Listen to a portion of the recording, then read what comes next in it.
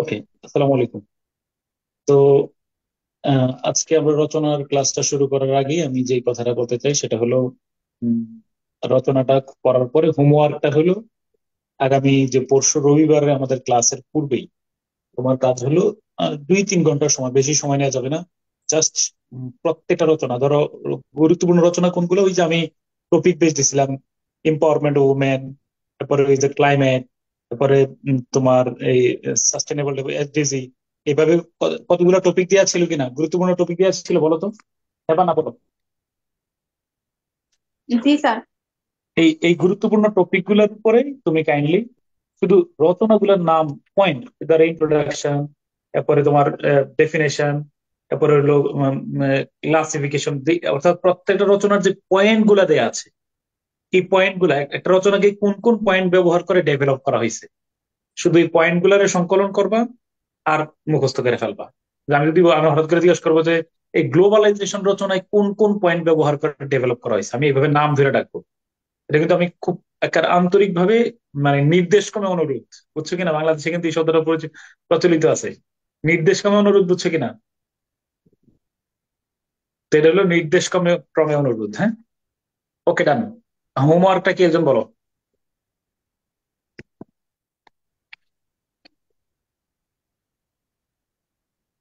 Homework. Sir, আগামী রবিবারের মধ্যে অন্তত 20টি রচনার পয়েন্টের নাম লিখবো এবং মুখস্থ করবো। ওকে, এটাই হলো কাজ, হ্যাঁ। ঠিক আছে, চলো জি এবার স্যার। আমরা সরাসরি ক্লাসে চলে যাই। হুম,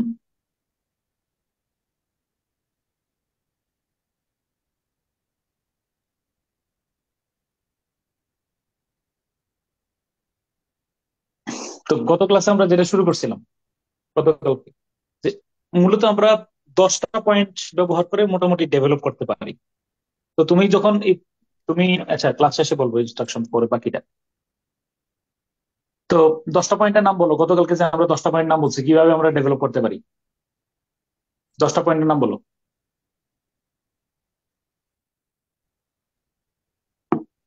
10টা পয়েন্টের নাম বলো। স্যার, প্রথমে ছিল স্যার প্রিফেস, যেটা আমরা একটা ভূমিকা, ইন্ট্রোডাকশন। দাঁড়াও, আমি সাথে সাথে মিলাই নিই। আমরা প্রথমে একটা ইন্ট্রোডাকশন, কোন একটা প্রিফেস লিখবো, কিন্তু সাথে কি দিব, একটা মানে এটা কোনো রিলেটেড কোটেশন, প্রাসঙ্গিক কোনো একটা উদ্ধৃতি দিয়ে রচনাটা শুরু করতে পারি, ডান। প্রথম জি কথা ছিল স্যার। এটা। সেকেন্ড, আর প্রথমে একটা সুন্দর ভূমিকা লিখবো, একটা উদ্ধৃতি সহকারে। সেকেন্ড, তারপরে তারপরে হচ্ছে ডেফিনিশন বা হোয়াট ইজ ইট, এটা। হোয়াট ইজ, এটা ডিফাইন করার চেষ্টা করবো যে আসলে এই ব্লু ইকোনমিটা কি, সাস্টেনেবল ডেভেলপমেন্টটা কি, তারপরে তোমার রিফিউজি প্রবলেম বলতে আসলে কি বুঝায়। ওকে, হ্যাঁ। এবং শুধু তাই না, আমি এখন বলে দেবো এইগুলারে আবার ডেফিনেশনটা দেওয়ার পরে যদি সুযোগ থাকে আমি ডেফিনেশনটাকে এভাবে চার্টে বিশ্লেষণ করব। ওকে, হ্যাঁ। তারপরে জি স্যার। থার্ডে কি লিখবো, আর স্যার, পিডিএফ গুলো স্যার হিস্টোরিক্যাল কিভাবে ব্যাকগ্রাউন্ড। অবস্থা এটা? এটার প্রেক্ষাপটটা, অতীত ইতিহাস নিয়ে আমি একটু আনার চেষ্টা করবো, যে প্রত্যেকটা বিষয়ের নিশ্চয়ই একটা ব্যাকগ্রাউন্ড আছে, এই ব্যাকগ্রাউন্ডটা ফোকাস করার চেষ্টা করবো। তারপরে স্যার, তারপর হচ্ছে এলিমেন্টস, ক্যারেক্টারিস্টিক্স বা ফিচার গোলস আর বা ডিভিশন। ক্লাসিফিকেশন। হ্যাঁ, এটা হলো প্রশ্নের চাহিদা অনুযায়ী, মানে প্রশ্নের চাহিদা অনুযায়ী প্রশ্নের মধ্যে কোনটা, এটা কোনটাতে ক্যারেক্টারিস্টিক থাকতে পারে, কোনটাতে গোল থাকতে পারে, কোনটাতে, বুঝছো কিনা। ওকে, জি স্যার, তারপরে প্রশ্নের ডিমান্ড। প্রশ্নের দৃষ্টিকোণ অনুযায়ী, তারপরে প্রেজেন্ট সিচুয়েশন অফ ইট, এটার বর্তমান প্রেজেন্ট সিচুয়েশন। সিচুয়েশনটা কি, জি স্যার। প্রেজেন্ট সিচুয়েশন অর্থাৎ, তাই না, মানে আমরা, মানে এটার বর্তমান সিচুয়েশনটা কি এটা নিয়ে ব্যাখ্যা করবো, কমন বাক্যগুলো আমরা দিচ্ছি। তারপরে স্যার, ইম্প্যাক্ট, ইনফ্লুয়েন্স অথবা ইম্পর্টেন্স, যেটা হচ্ছে প্রশ্নের সাথে যায়। হুম হুম ওকে, তারপরে কি, স্যার, দেন হচ্ছে রিপ্রেজেন্টেটিভ অথবা স্ট্রাইক এন কান্ট্রি। তারপরে হ্যাঁ বলো, বুঝি নাকি। রিপ্রেজেন্টেটিভ বা স্ট্রাইক এন কান্ট্রি। রিপ্রেজেন্টেটিভ অথবা, আচ্ছা। এরপর হলো ইম্প্যাক্ট, 6 নম্বর হলো ইম্প্যাক্টটা, মানে এটার প্রভাবটা কোথায় পড়বে, তাই না, প্রভাবটা কোথায় পড়বে আমরা এগুলারে ভেবে চিন্তে এখানে পয়েন্ট গুলার নাম লিখবো, ফার্স্টলি 1 2 3 দিয়ে আমরা এইভাবে করে লিখবো, মানে প্রভাবটা কোথায় আসছে। চাইলে এরকম ধরনের ফিগার ব্যবহার করতে পারবো, ফ্রেজ আকারে ব্যবহার করতে পারবো যদি আমার বাক্য লেখার ঝুঁকি বেশি থাকে। বুঝছো কিনা কোথায় কোথায় এটার জি স্যার। প্রভাবটা পড়বে? ফ্রেজ আকারেও চালাইতে পারবো, নাইলে বাক্য আকারে পয়েন্ট আকারে লিখবো। ওকে, তারপরে রিপ্রেজেন্টেটিভ কান্ট্রি জি স্যার। বা স্ট্রাইকেন কান্ট্রি। ওকে, তারপরে এবার হলো আমাদের 8 নম্বর পয়েন্ট হলো অবস্টেকেল গুলো কি কি। তাহলে অবস্টেকেল চ্যালেঞ্জেস। হলো সরকার অনেক চেষ্টা করছে এটাকে দমন করার জন্য, এটাকে ইয়ে করার জন্য, তারপরেও কিন্তু এটা নিয়ন্ত্রণে আসতেছে না। এটার পেছনে কতগুলো কারণ আছে। ওকে, এরকম ধরনের ভূমিকা ভূমিকা দেব। দেওয়ার পরে দেব কি, এবার বলো। Over population. এরকম ধরনের কারণগুলো কি কি? ধর ওভার পপুলেশন আমরা সব ক্ষেত্রে একটা কারণ। Wide range of corruption, corruption একটা বড় কারণ। এইভাবে করে আমরা কি করবো বলো, এই যে করাপশনের যে ফিগারটা আমি দিছি, এটা চাইবা যে কোনো সময়ের মধ্যে দিয়ে দেওয়ার জন্য এই ফর্মটা, হ্যাঁ, ফর্মস অফ করাপশন। যে কোনো ধরো দুর্নীতি থেকে শুরু করে সুশাসন হোক, তারপরে তোমার জাতীয় উন্নয়ন হোক, হ্যাঁ, মানে সবকিছুর পেছনে যেটা অন্তরায় হিসেবে দাঁড়ায়, ডেভেলপমেন্টের পেছনে প্রধান অন্তরায় হলো এটা, আমরা দেবই। এই যে আমি এই ফিগারটা তৈরি করছি। ওকে, তারপরে হলো এইভাবে করে অনেকগুলো আমরা কারণ প্রতিবন্ধকতা তৈরি করছি। আচ্ছা, করার পরে অনেকগুলো কারণ অলমোস্ট তোমার এখানে ব্যাখ্যা সহ দিছি। 15-20টা, আবার ব্যাখ্যা ছাড়া কতগুলা দেয়া আছে। এইভাবে আমরা কারণগুলো বের করবো যে এটার পিছনে কারণ বা প্রতিবন্ধকতা গুলা কি কি থাকতে পারে। তারপরে পয়েন্টের নাম কি বলো, না দেখে বলো।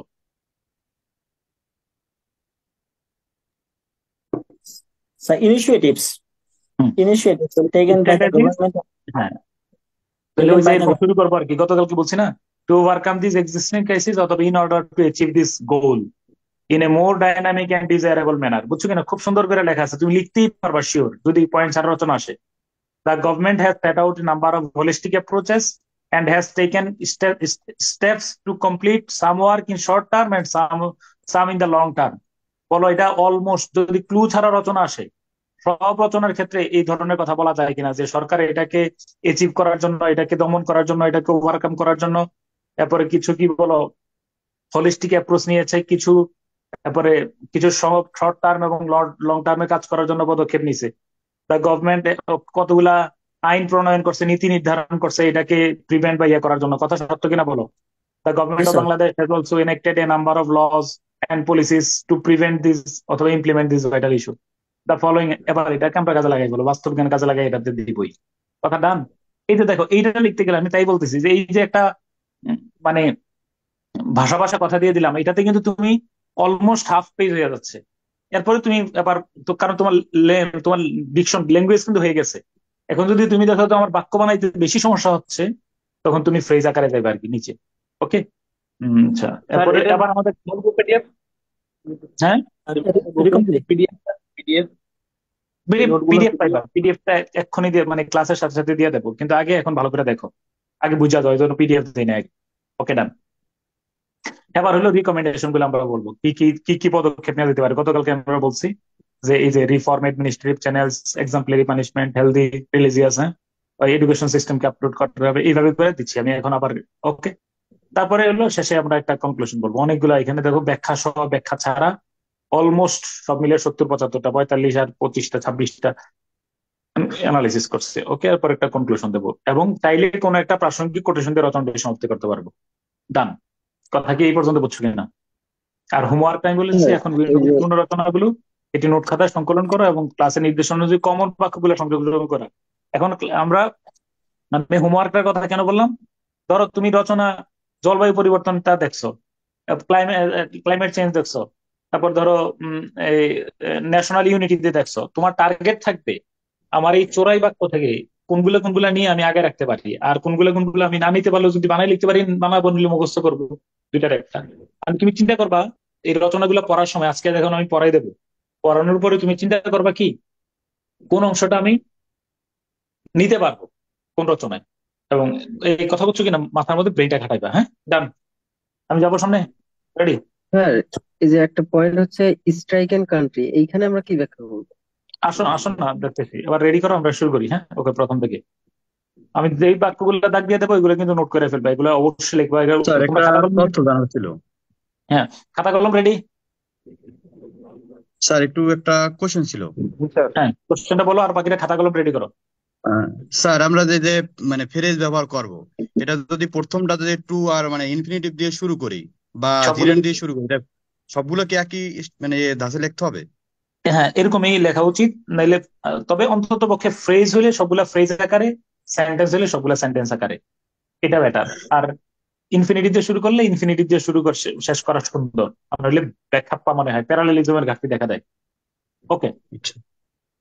তো জি কোটেশন স্যার। নিয়ে বড় সংকটে আছে, বুঝছো কিনা? কোটেশন নিয়ে যেমন ধরো এই কোটেশনটা, লাইনটা পড়ে দেখো, এই রচনাটা বাংলাদেশ প্রেক্ষিতে অনেক সুন্দর ছিল। বাংলাদেশের সমসাময়িক প্রসঙ্গের উপরে কোন রচনা আসলে, লাইনটা একটু পড়ে শোনাও তো। The heroic. The heroic Bengali nation who had earned independence through an armed struggle raised its head high today. They now want assistance from their development partners, not arms. এটা কার কথা জানো কিনা?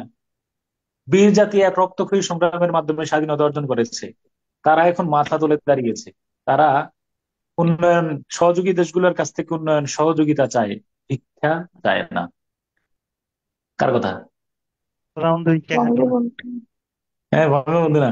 বঙ্গবন্ধু সব কি প্রধানমন্ত্রী বাংলার ভালো? শেখ হাসিনার সাবেক নাম প্রধানমন্ত্রী। বললে, নাম বললে এখন আর চাকরি থাকবে না। হুম। স্যার দেখো শেখ আল্লাহ হাসিনা দিল্লি কি? লাগে। হ্যাঁ, শেখ হাসিনা। তো যাই হোক, শেখ হাসিনার নাম, নাম না নিয়েই উম, এটা এটা বুদ্ধি করে কাটাই দিও কি, বা নিজের মতো করে দিয়ে দিও এখন, স্যার বাণী আমার নিজের। এটা তো কথা তো বঙ্গবন্ধু স্যার সত্য। কোন বাণী কি দেওয়া এখানে তো যাবে স্যার এখন করা যায় কি? খাতায়, বাংলা বা শেখ ইংরেজিতে? হাসিনা, শেখ হাসিনার নাম নিলে তোমার এখানে একদম পুরা দিল্লিতে পাঠাই দেওয়া হবে এখন। তার নাম, উনার নামটা না দিয়ে স্যার এখানে কোনো একটা একটা পেপারের একটা হচ্ছে রেফারেন্স দিয়ে দিলে কোনো একটা ভালো ওই পত্রিকার, তাহলে দিতে পারো ডেইলি স্টার। মানে এইভাবে যদি চালাই দেওয়া যায়। বঙ্গবন্ধু কোটেশন তো স্টার। বঙ্গবন্ধু কোটেশন। না, বঙ্গবন্ধু দিয়ে ভেজা লাগে না এখন আর। এখন আর কারণ কার মোটিভ কি, ঠিক আছে, এটা বলা বলা যায় না। বঙ্গবন্ধু, শেখ হাসিনা এগুলো আলাদা আলাদা বাদ দিয়ে ফেলো। ঠিক আছে, এখন মোটিভটা ভিন্ন। হ্যাঁ। ডেইলি স্টার দেওয়া তাহলে সেভ হবে? হ্যাঁ, ডেইলি স্টার দেওয়া তাহলে সেভ হবে? আমি বলি ডেইলি স্টার এডিটোরিয়াল লেখা রাখো, তারাও দিয়ে রাখি। ডেইলি স্টারই ছিল, আচ্ছা। বুঝছো না? আমার নিরাপদ দূরে থাকো। পরীক্ষক যদি জানে তাহলে তো খবর আছে। না, এটা তাইনও পাবে না, কারণ ল্যাঙ্গুয়েজটা বাংলা থেকে অনুবাদ করা তো, মানে আমি হুবহুল, কিন্তু এটা দিলে পাইবা। মানে এরকম ধরনের কথা বলছিল, আর এগুলো খুঁজে বের করবে না। আর কে না কে বলছে, এগুলো তো কথা তো সবার কথাই, মনে রাখবে এটা ইউনিভার্সাল কথা। এটা এমন কথা না যে মানে কোন পার্সনকে তুমি ইয়ে করছো, এমনটা না। কিন্তু বাংলাদেশ মাথা তুলে দাঁড়িয়েছে, বাংলাদেশ এখন আর ইয়ে না, এটা সত্য কথা তো।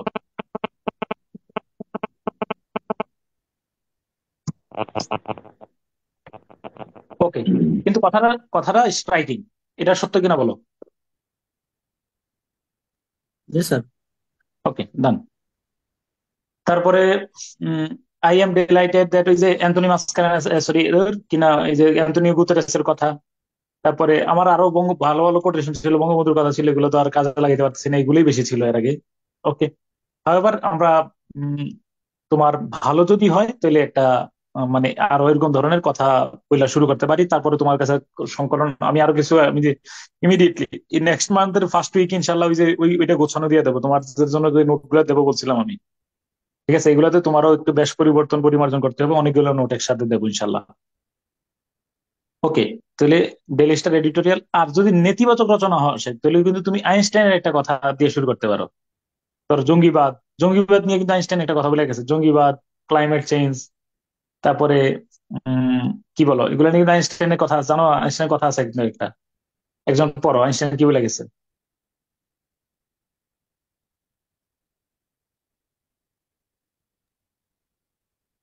The world will not be destroyed by those who do evil, hmm, but by those who watch them without doing anything. কথাটা কি বুঝছো? এটা তাহলে যত নেতিবাদ, জঙ্গিবাদ থেকে শুরু করে ক্লাইমেট চেঞ্জ পর্যন্ত সব জায়গায় কিন্তু আমরা এই কথাটা দিয়ে শুরু করতে পারি। Very striking. বলছে যে যারা অপরাধ করে, যারা খারাপ কাজ করে, তাদের দ্বারা পৃথিবী ধ্বংস হবে না, তাদের দ্বারা ধ্বংস হবে যারা এগুলো চোখ বুজে সয়ে যায়। জি স্যার। কথাটা কিন্তু কথা সত্য। সাংঘাতিক। তাহলে আমার কাছে মনে হয় তুমি এই খাতা কলম নিছো? জি জি স্যার। স্যার। জি আমি স্যার। যেই বাক্যটাতে 100% লিখবো এটা খাতায়, এটা কিন্তু খাতায় নোট হয়ে যাবে, মানে 100% মানে নেতিবাচকে 100%। নেতিবাচক কোনো কথা আসুক, ধরো ক্লাইমেট চেঞ্জ আসুক, তারপরে এই যে তোমার এই যে প্রাকৃতিক দুর্যোগ আসুক, হ্যাঁ, তারপরে তোমার মাদক, সন্ত্রাসবাদ, জঙ্গিবাদ, এই ধরনের যত নেতিবাচক বিষয় আসুক, এটা তো অলমোস্ট 100%, ড্রাগ এডিকশন থেকে শুরু করে, তাই না? অলমোস্ট এই বাক্যটা, এই কথা ক্লিয়ার?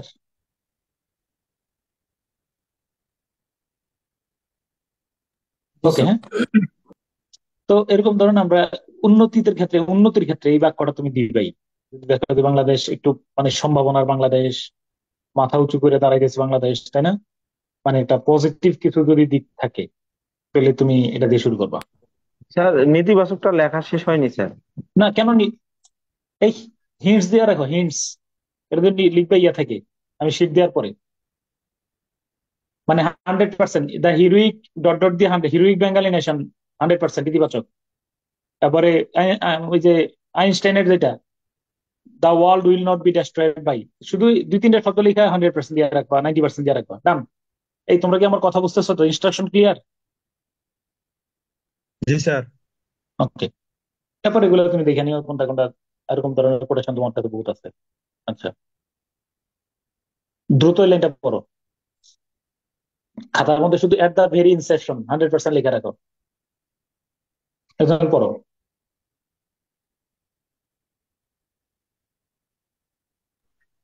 এটা স্যার কোন ক্ষেত্রে প্রযোজ্য হবে? 100% লিখে রাখো, সমসাময়িক সকল প্রসঙ্গে, তুমি লাইনটা পড়লে বুঝতে পারবে, পড়ো। So একজন at পড়ো। the very inception, beginning, onset of our discussion, we may unhesitatingly say that name of the unhesitatingly say that. as good governance has become one of the much talked issues held in the both national and international atmosphere in the couple of the years, decades, or countries. ওকে, আশা করি আমি 100, এমন কোন রচনা নেই যেটা মেলার কথা না। এই গত কয়েক দশক ধরে, কয়েক শতক ধরে জাতীয় এবং আন্তর্জাতিক পর্যায়ে এই বিষয়টা অবশ্যই মাস্টার ইস্যু, এবং যে রচনাটা আসছে এটা অবশ্যই মাস্টার ইস্যু। ইউক্রেন যুদ্ধ থেকে শুরু করে বাংলাদেশের বর্তমান পরিস্থিতি, সবগুলো মাছ টক ইস্যু। এই কথা আমরা আনহেজিটেটিংলি, মনে রাখবো, শব্দ চয়নের মধ্যে তোমার জন্য ইয়া থাকে, মানে একটা বাহাদুরি থাকে। আনহেজিটেটিংলি আমরা এই কথা বলতে পারি। ওকে, ডান, হ্যাঁ, ডান। 100% লিখছে এটা। জি স্যার। আহ 2 নম্বর একটা হলো Bangladesh, which is often plagued by natural calamities, has been able to take a strong position in the world on the path of progress and development since independence. Almost almost all institutions, including the World Bank and the IMF, have identified Bangladesh's progress as astonishing, amazing. Some have also called Bangladesh the emerging tiger of Bangladesh. এটা হলো আমি বলতে চাই যে, যদি ধরো আগামীর বাংলাদেশ, সম্ভাবনার বাংলাদেশ, এগুলা নিয়ে আসে, তাহলে তুমি এই সম্ভাবনার কথাটা আর কি পাশে লেখা রেখো। সম্ভাবনার বাংলাদেশ যদি বুঝাইতে চাও, তাহলে এইভাবে বিগিনিংটা বেটার হয়। মানে আগামীর বাংলাদেশ, আমি জানি যে নিশ্চিন্ত থাকো, বাংলাদেশের যে পিছনের যে অগ্রযাত্রার কথা আমরা বলে আসি, উন্নয়নের মহাসড়কে বাংলাদেশ, এরকম ধরনের যে আমরা একমুখী পড়াশোনা করে আসছি, আমার মনে হয় না যে শুধু এগুলা এবার মানে কাজে আসবে তেমন। তোমরা কি আমার সাথে দ্বিমত পোষণ করো? না স্যার, এই শ্বেতপত্র তো স্যার হোয়াইট পেপার পাবলিশ হবে স্যার। হম হম, অতএব এগুলা হচ্ছে না, তাহলে ঠিক আছে। তো যদি বলি যে আমরা আগামীর বাংলাদেশের কথাও যদি বলি, মানে আগামীর সম্ভাবনার বাংলাদেশ, এখন হলো বাংলাদেশ পাস্ট হলো অতীত, অন্ধকার অতীত ছিল, এখন হলো সম্ভাবনার বাংলাদেশে দিয়ে আমরা কিভাবে যাব, তাহলে এটা অবশ্যই বাংলাদেশ এখন ইমার্জিং টাইগার আছে, অথবা এটাকে কাজে লাগাইতে হবে। ওকে, আচ্ছা, ওকে। তারপরে আমি এই লাইনটা সরাসরি দিতে চাই, এগুলো সব ইতিবাচক কথা। এটাও ইন টার্মস অফ কি বলো, ধরো ইতিবাচক যদি বলি আমি, যেমন ধরো এখনো কি সবই নেতিবাচক বলবা, কিছু ইতিবাচক কি নাই? দুই একটা ইতিবাচকের নাম বলো।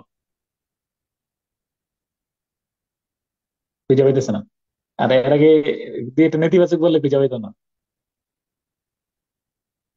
বুঝছো কিনা?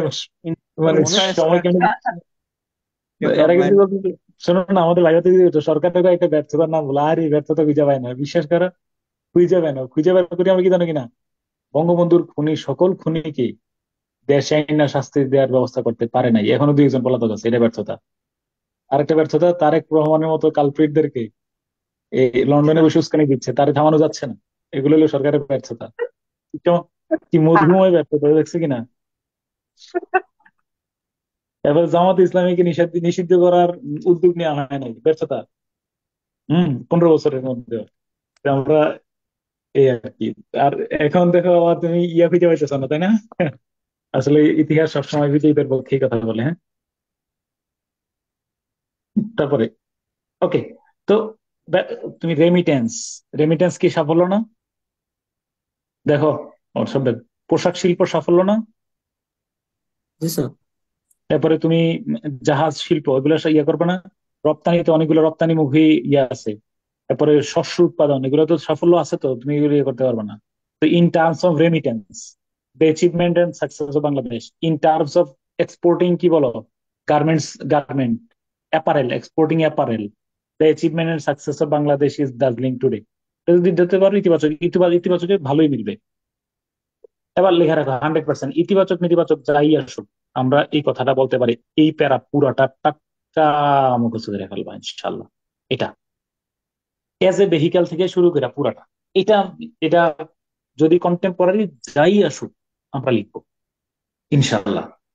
ধরো তোমার হাতের পাশে যদি কোনো, হাতে যদি বাক্য না থাকে বা তুমি যদি প্রস্তুত না, তখন আমরা এটা লিখবোই এবং মিলবেই। তুমি দেখো লাইনটা পড়ে শোনো আগে, পরে বলতেছি। এটা স্যার কোথায় লিখবো? হ্যাঁ, রচনা শুরুতে, এখনো আমরা ইন্ট্রোডাকশনে রয়ে গেছি কিন্তু। এর কোটেশনটা তো, এটা কি স্যার কোটেশন? না তো। না না, কোটেশন না, কোনোটাই কোটেশন না। কোটেশনের কারবার তো শেষ, কোটেশন আমি বেশি নিতে পারি নাই, আরো দেখি সংগ্রহ করতে পারলে দেবো। কোটেশন আচ্ছা একটা স্যার দিবা ধরো, স্যার কথা ওই শোনো। যে স্যার এবার গতবার যে আসছিল ক্রিপল্ড ফ্রিডম ফাইটার, ওখানে কি হুম, এটা পারো। লেখা যাবে? না, কেমনে লিখবা তুমি? এটা কি তাহলে স্যার কন্টেম্প শোনো, কন্টেম্পোরারি ইস্যু, আমাদের সিলেবাসে লেখা আছে কন্টেম্পোরারি ইস্যু, বুঝছো কিনা? ওইটা তো কন্টেম্পোরারি ইস্যু ছিল আচ্ছা না, স্যার তারপর কি? হ্যাঁ, সিলেবাসে কিন্তু স্পষ্ট কন্টেম্পোরারি ইস্যু লেখা আছে, দেখো তুমি। কন্টেম্পোরারি ইস্যুর স্যার মধ্যে কতবার আরেকটা ছিল কি, আরেকটা কি ছিল না, ইন্টারন্যাশনাল স্যার কোটেশন কি একের অধিক দেওয়া যাবে? ওয়ার্ল্ড একটাই দিও। ক্রাইসিস।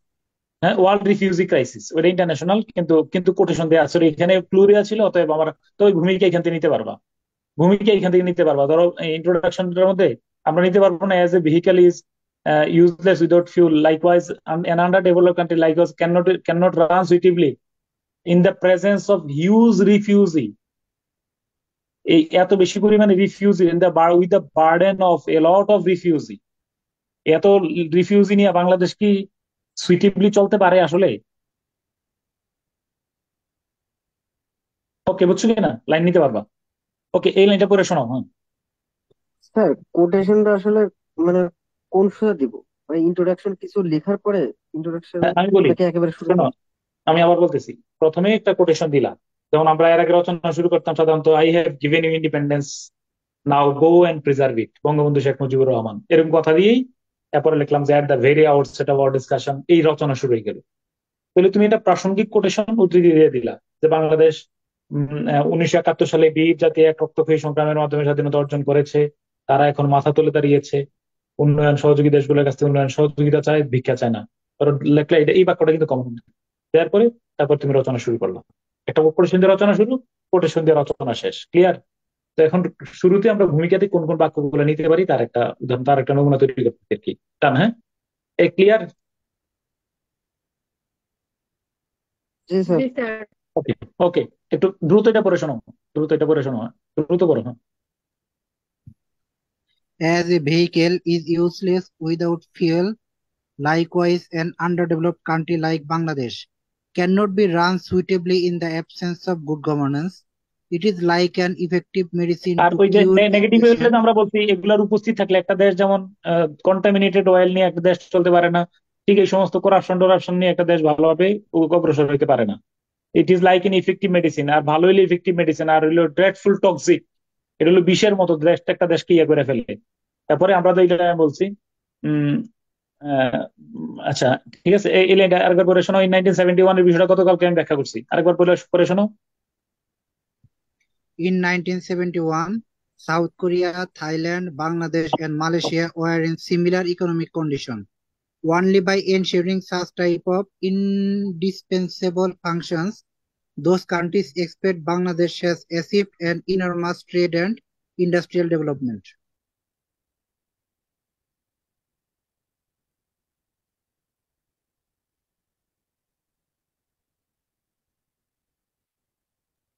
স্যার আপনি মিউট হয়ে গিয়েছেন। তারপরে বলো এখন। ওকে, ডান। হ্যাঁ, তাহলে আমি বলি, যদি ভালো কিছু হয় তাহলে বলবো যে অনলি বাই এনশিওরিং, এগুলো এনশিওর করার মাধ্যমে। আর যদি নেতিবাচক হয় তাহলে তো আমরা ওই নেতিবাচক শব্দ ব্যবহার করবো, অনলি বাই সলভিং, হ্যান্ডলিং, তাই না? ওকে, ক্লিয়ার তো? তারপরে বলো পরের লাইনটা।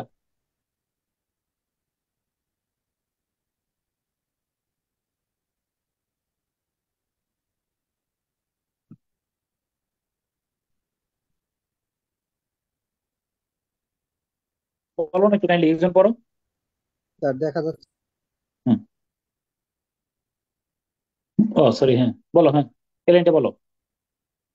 good governance is a buzzword or catchphrase or cash incitement cash in phrase আমি বলে রাখি, এটা লিখে রাখো 100%, এগুলো 100% লিখে রাখো। এটা এইগুলা সব জায়গার মধ্যে লিখতে পারবা। ধরো, what refugee problem is a terrifying word, good governance is a buzzword, blue economy buzzword, sustainable development buzzword, empowerment women buzzword, তারপরে ন্যাশনাল ইউনিটি বাজওয়ার্ড। এটা এটা দিয়ে রচনা শুরু করে দিতে পারবা। হ্যাঁ, 100% সব রচনার মধ্যে মিলবে। তারপরে তারপরে এই লাইনটা নাও, undoubtedly. Undoubtedly it has attracted. হ্যাঁ, লাইনটা পড়ো আগে।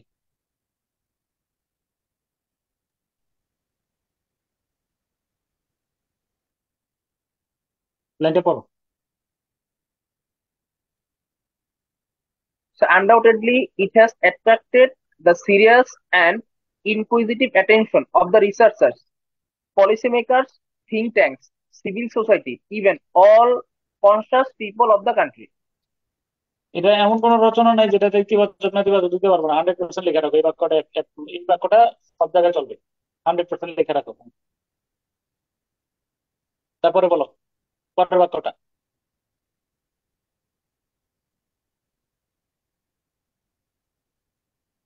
কারণ এমন কোনো বিষয় নাই যেটাতে তোমার পলিসি মেকার, থিঙ্ক ট্যাঙ্করা দৃষ্টি আকর্ষণ করে না, এমন কোনো বিষয় পরীক্ষা আসার কথা না। ওকে, কন্টেম্পোরারি ইস্যু। তারপর বলো।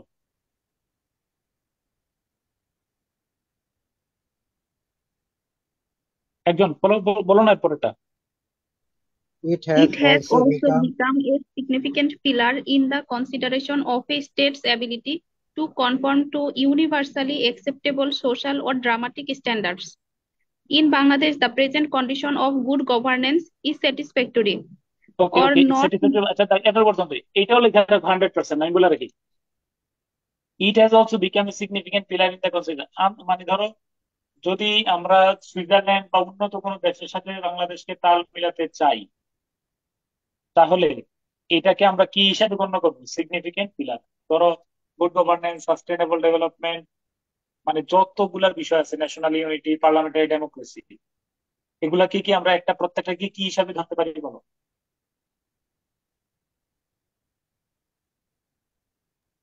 Social standards. না, সিগনিফিকেন্ট পিলার হিসাবে আমরা কি করতে পারি বলো? প্রত্যেকটা এক একটা পিলার হিসাবে ধরতে পারি। কিন্তু যদি বলি তোমার করাপশন, তাহলে কি এটা কি সিগনিফিকেন্ট পিলার হবে? না স্যার। No, sir. তখন কি হবে বলো? It's not তখন দেখবো যে clear. আমি বলছি এটা হলো মানে ধরো একটা বড় রকমের হ্যাজার্ড, মানে এটা একটা উন্নত দেশগুলোর জন্য পজিটিভ জিনিসগুলোর ক্ষেত্রে স্যার। হ্যাঁ হ্যাঁ হ্যাঁ, এটাও নেতিবাচক গুলাতে এটা একটা ইয়ে হবে। রিফিউজি প্রবলেম, এটা কি significant Sir, it pillar? is critical. Sir, it is critical. Sir, critical issue এরকম একটা কিছু দেওয়া যায় এটা একটা হ্যাজার্ড বার্ডেন, তাই না? ওকে ওকে,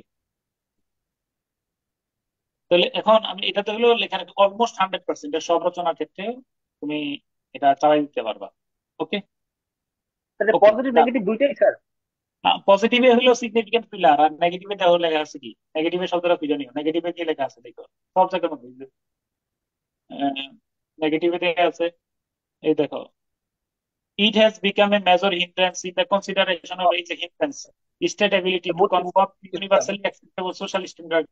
ধরো ড্রাগ এডিকশন এই সমস্ত বিষয়গুলা উন্নত দেশগুলোর সাথে তাল মিলাতে গেলে রাষ্ট্রীয় সক্ষমতার বিবেচনায় এটা বড় প্রতিবন্ধকতা হিসেবে গণ্য হয়। এই কথা ক্লিয়ার?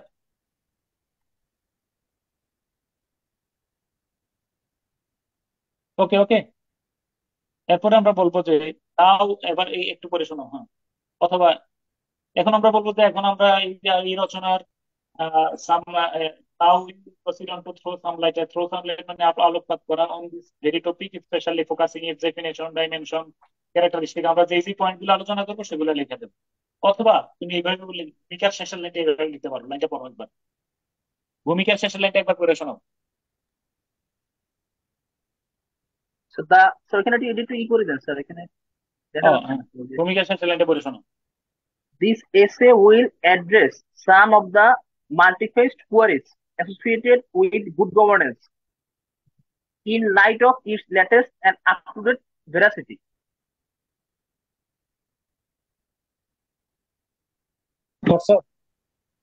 জি স্যার।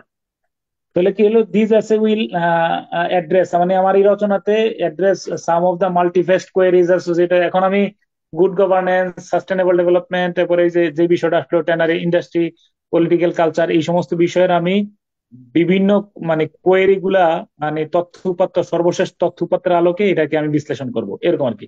ওকে, তোমরা আবার একটু খেয়াল করে দেখো। ধরো তুমি বিপদে পড়ে গেছো, আমি আমি তোমার একটু বিপদ, ধরো তুমি হঠাৎ করে রচনা আসছে, আমি তোমারে বলি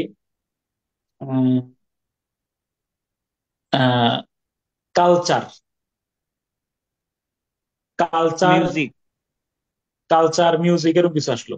ধরো কালচার, কালচার নিয়ে একটা রচনা আসছে, তো দেখো ধরো তুমি অপ্রস্তুত, হঠাৎ করে কালচার নিয়ে রচনা লেখা সহজ কাজ না।